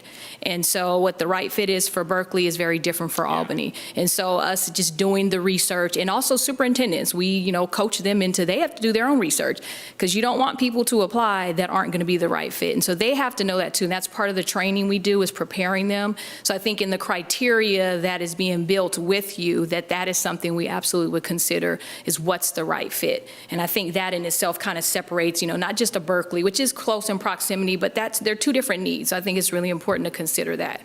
So. Yeah, they are two very, very different districts, even though they share a lot of the same characteristics in some ways. Yeah. Thank you, Sarah. I just had a couple of questions. Right. based on the recent history here in the district, it's important to have a superintendent that can step in and be able to wear a lot of different hats and deal with a lot of different situations. So I guess my question is, what kind of tools and what kind of things do you guys use in order to kind of weed out those candidates that might not? Yeah, I didn't talk much about vetting, and I'm glad you bring that up, Brian. So we do a very extensive job in vetting the candidates for you. We clearly look at the references that they bring to us, and we talk with them. But then we ask them, who else should we talk to? And we do a 3-deep reference check on all of our candidates, and we'll go ahead then and talk with those. But then I think the most important thing about finding out about the strengths of a candidate is to go to people we know. We will go actually outside the references and talk to people that we know. If it's a sitting superintendent, I'm either going to know that person or I'm going to know their county superintendent, and I'll ask about them. So vetting is really important in this regard, is to finding out about the person's characteristics. When we're looking at a person's skill set and their attributes, we depend on that first meeting we have with you to go ahead and give us criteria, and then our stakeholder meetings. That's why they're in this kind of order. That's why we do those early on. And when I'm recruiting candidates, I want to make sure, and I work a lot with my colleague Nicole, when we say, okay, what do you think we're looking for here? What has the board told us, and what have the stakeholders told us? And we will put that together, and we'll talk with you about that in our second meeting as well, about this is what we think your stakeholders are saying to you, this is what you've said to us, and so this is what we're out there recruiting and looking for. I want to give you just one pretty simple example. In the one of the last searches that I did, the small district up in the foothills, they had a real problem with, they had passed a bond and they had made some very bad decisions, just to put it out there. They had made not good decisions. So they had lost kind of the faith of their community. And I said, first of all, you really need somebody that can build trust, and you better have somebody that knows facilities really well and has had experience with bonds, and that's who we ended up hiring. Now, that's a real simple example, but it is a good, clear example about finding out about a district, finding out the problems, and getting a good match with a candidate for the district. And by the way, they're doing great now. Everybody's, it's very rewarding. It's why I do this job, is I like to see things improve. Sorry I went on and on about that, Brian. But that's great. That's fine. Just one more quick question. Is there additional cost, and I apologize if it's there, but is there additional cost for like phone calls and emails? Because I assume that we'll be communicating with you guys a lot through phone calls and emails. No cost for any of that, no. No, the only cost that the home office has a flat cost that they charge everybody for their operations, and I think it's that $500 figure, right? Isn't it? It's one of the phases here where they have a publishing cost, and I think they throw a little bit of phone bill in there too. But for us, no charge for any of that. Yeah. Okay, I just wanted to point out for public record that in the proposal, it lists your associate as Ada Valenzuela. Yeah, I want to. So there's been a change. I want to talk. Thank you, Kim. Yeah, and I'm sorry we didn't bring Nicole's resume. That was. If you want, I would love to see it. Yeah, yes. Can we email that to them? Okay, we'll email that to you. I apologize. That's my fault. I apologize. Aida is asked to. Not do this search because she's overbooked. But if you have a Spanish-speaking population that you would like, a stakeholder input in Spanish, we'll bring her in and do that for one of the days. So. Super. Thank you very much. Yeah. So one last question. Would you guys, the two of you, be working just on this search for this season, or would you be working on other searches as well? So I am working on one other search right now, and it is Newcastle. Newcastle. It's New Haven. Get my news mixed up. New Haven down the road. I did that search a few years ago and promised them that I would come back for them. But I'd like to do one search at a time. But I do have two of them coming on. So. But Nicole would be just. But Nicole's only here. Yeah. Yeah. We try to have our consultants only do one at a time. Yeah. Okay. So why are you willing to double up? Oh yeah. Yeah. Yeah. Yes. But I guess I'm wondering, why are you willing to double up then here in? I really want to do this search. No, I really, I think a lot of it goes back to Marla, to be honest with you, and my knowledge of Albany, and how much I liked this district, and I do like this area, the Bay Area. And so, I was going to kind of close with that, is that I kind of have a little bit of a passion for you, to find you a really good superintendent and to have a really nice match. And I think a lot of the reason I do this is for bringing the right person to the district and the setting so that they can have a lot of success in the future. Thank you very much. You're welcome, Kim. Appreciated your presentation, and for you to have to stay so late. Oh, I know. Not a problem. Go. All right, thank you. Thank you.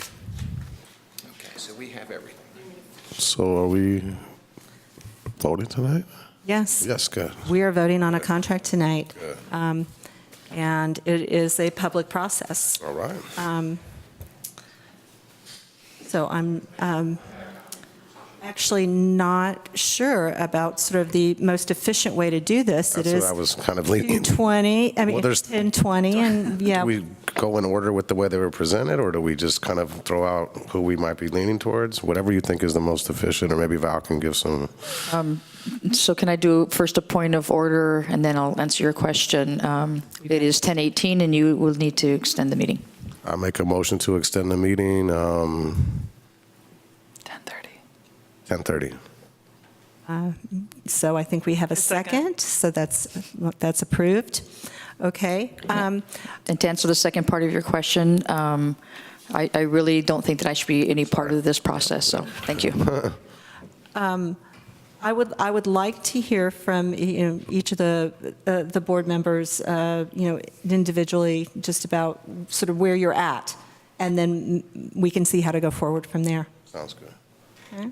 Why am I always going first? I'll go first, or Brian can go first. I always, ladies first. And You're such a gentleman. So that's the only reason. I'll give it up this time. Okay, I'm happy. How about no? I'm joking. Say respect your elders. I'm the oldest man. I'm happy. Val's almost out. We'll wait. I'm happy to go first. Go ahead. As far as I thought all the presentations were informative. I felt as if the first presentation came across as a little unprepared, and so that one was hard for me to kind of settle on. The other two were very thought out. I think it's going to be a little bit of a struggle for leadership associates to give their full attention to us, since they are doing the search for the neighboring district. So I would worry about that a little bit. Okay. I'll just keep it real quick. I was impressed with all of them. I'm glad that they came out to take the time.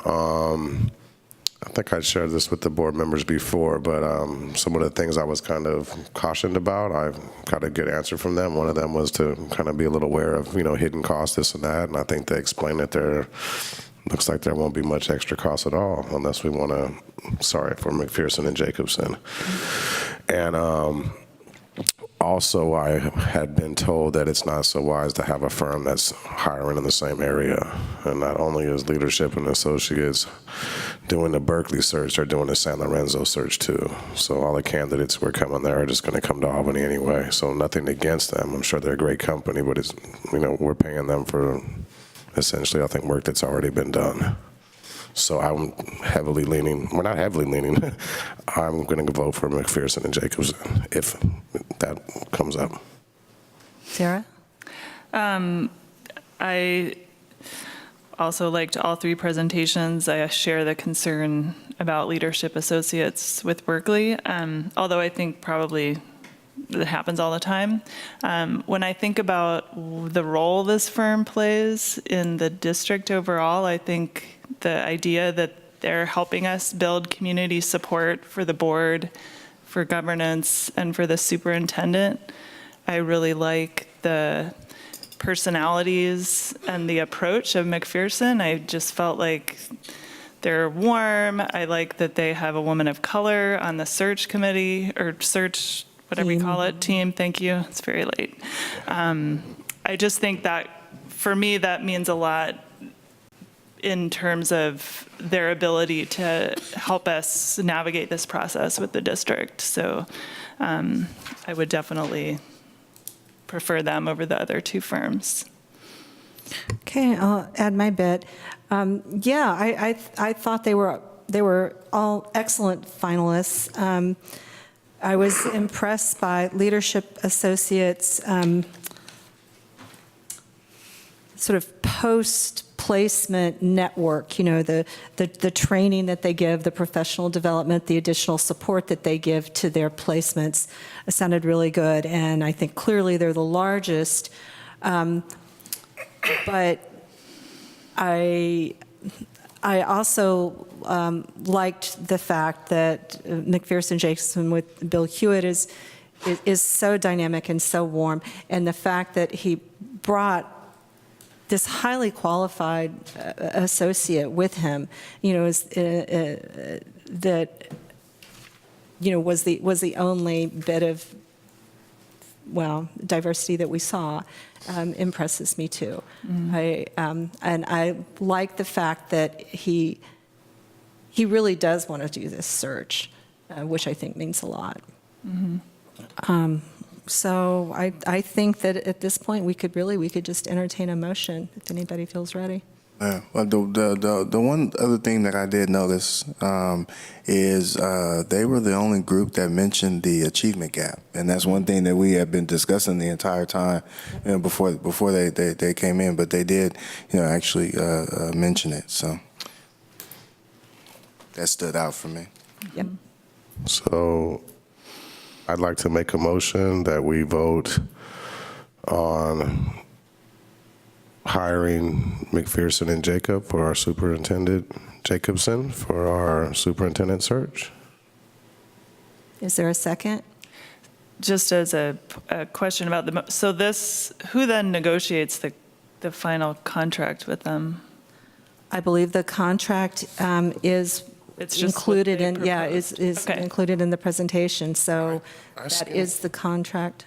Did you see it? That's one thing I was kind of, because when they threw out that 12,000 something, and then it said 17. I don't remember seeing that clearly written out in the contract. Well, he said Director Cotton, can you help us with the? it said the 12,000. The 12,000 was the fee, right? And then it said It went up to 17.7, but I don't remember ever seeing the 12,000 anywhere before. To me, I thought that was the first time I saw it. So then he said like that it won't exceed. It won't. That's why it was. He said it won't exceed 17. I thought it was. I heard the same thing, that it would not exceed a certain amount, but Do we have a real contract? we here? have an actual contract, but the dollar amount is not in it.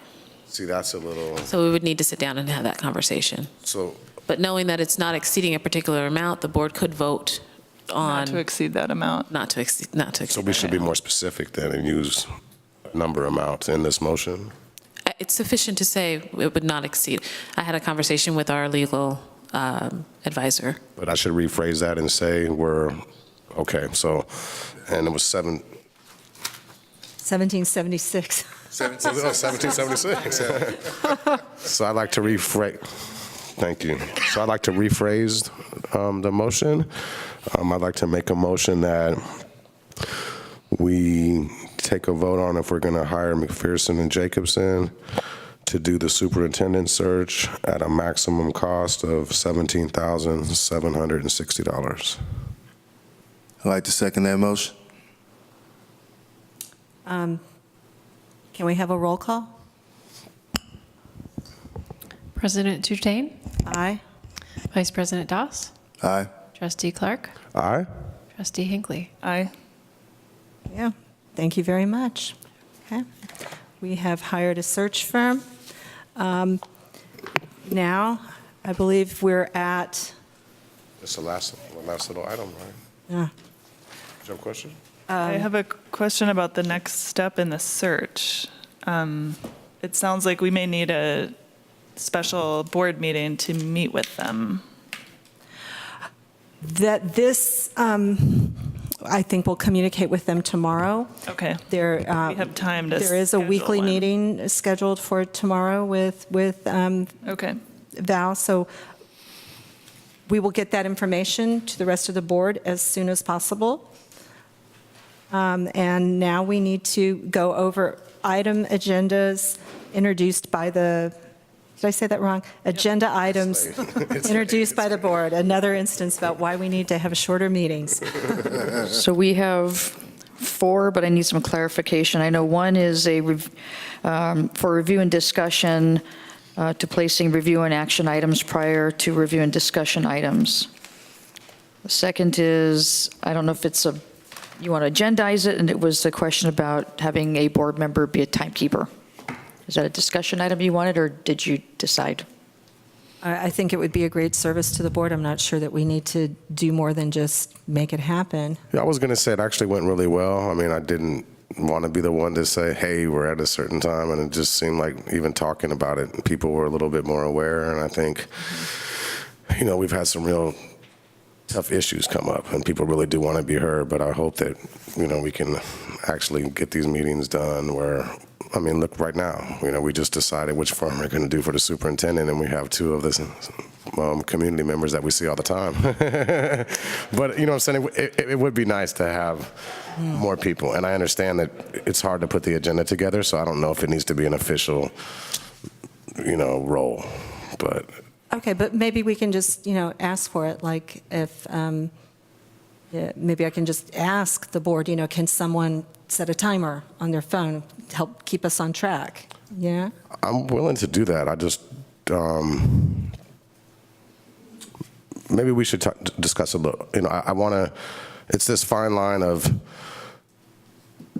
wanting to hear from the public and being respectful, but then still allowing us to do our business and not have to go this late. So that's where I don't want to be all hardcore and, hey, stop talking. Like some issues I think we know we're going to go over and we're okay with them going over, so.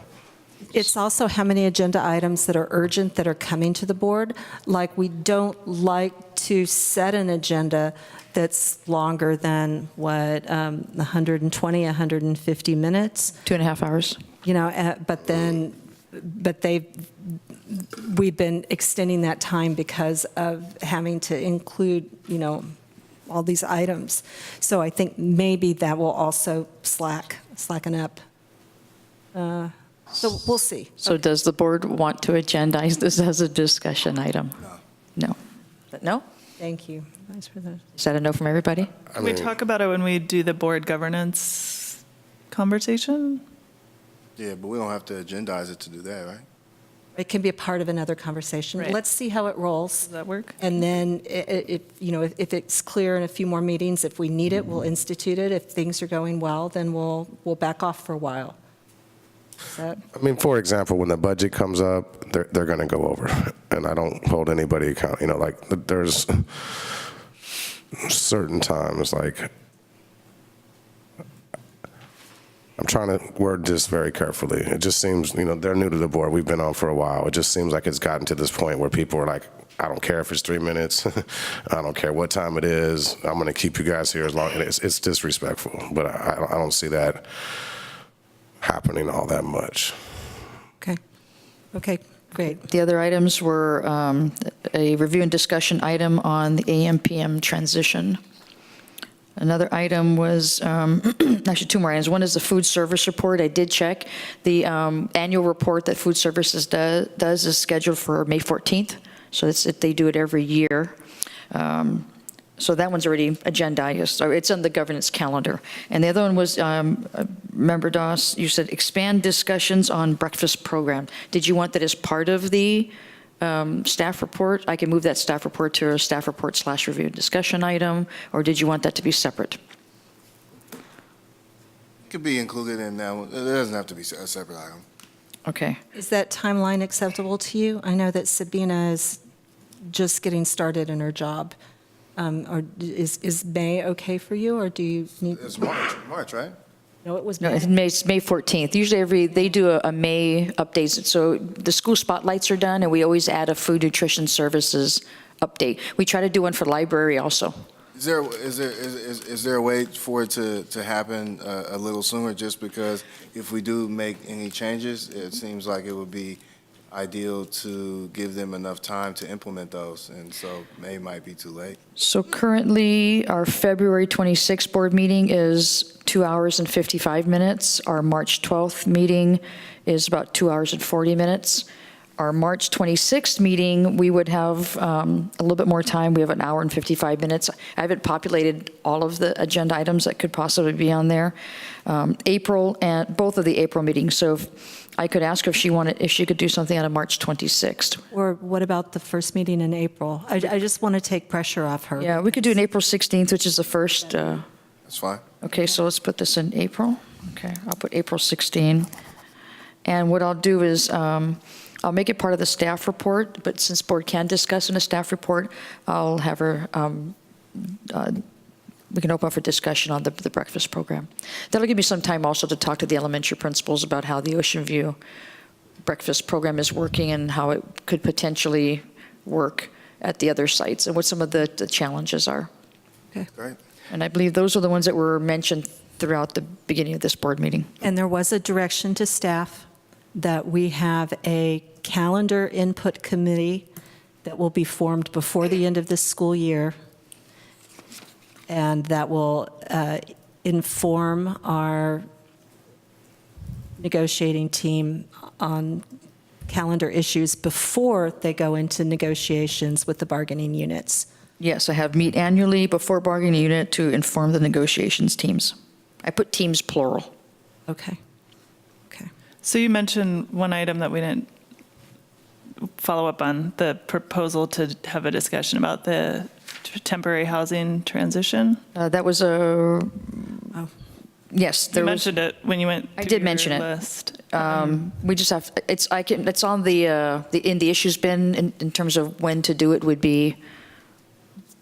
So one thing you also mentioned in your report was the creation of this team/committee to focus on temporary housing. Yes. So perhaps one initial step at least could be that team meets, and then we have a board agenda item if there are items that team thinks need to be brought before the board or reported to the board, but that in the meantime, we're able to communicate out to the community that team is a place to go.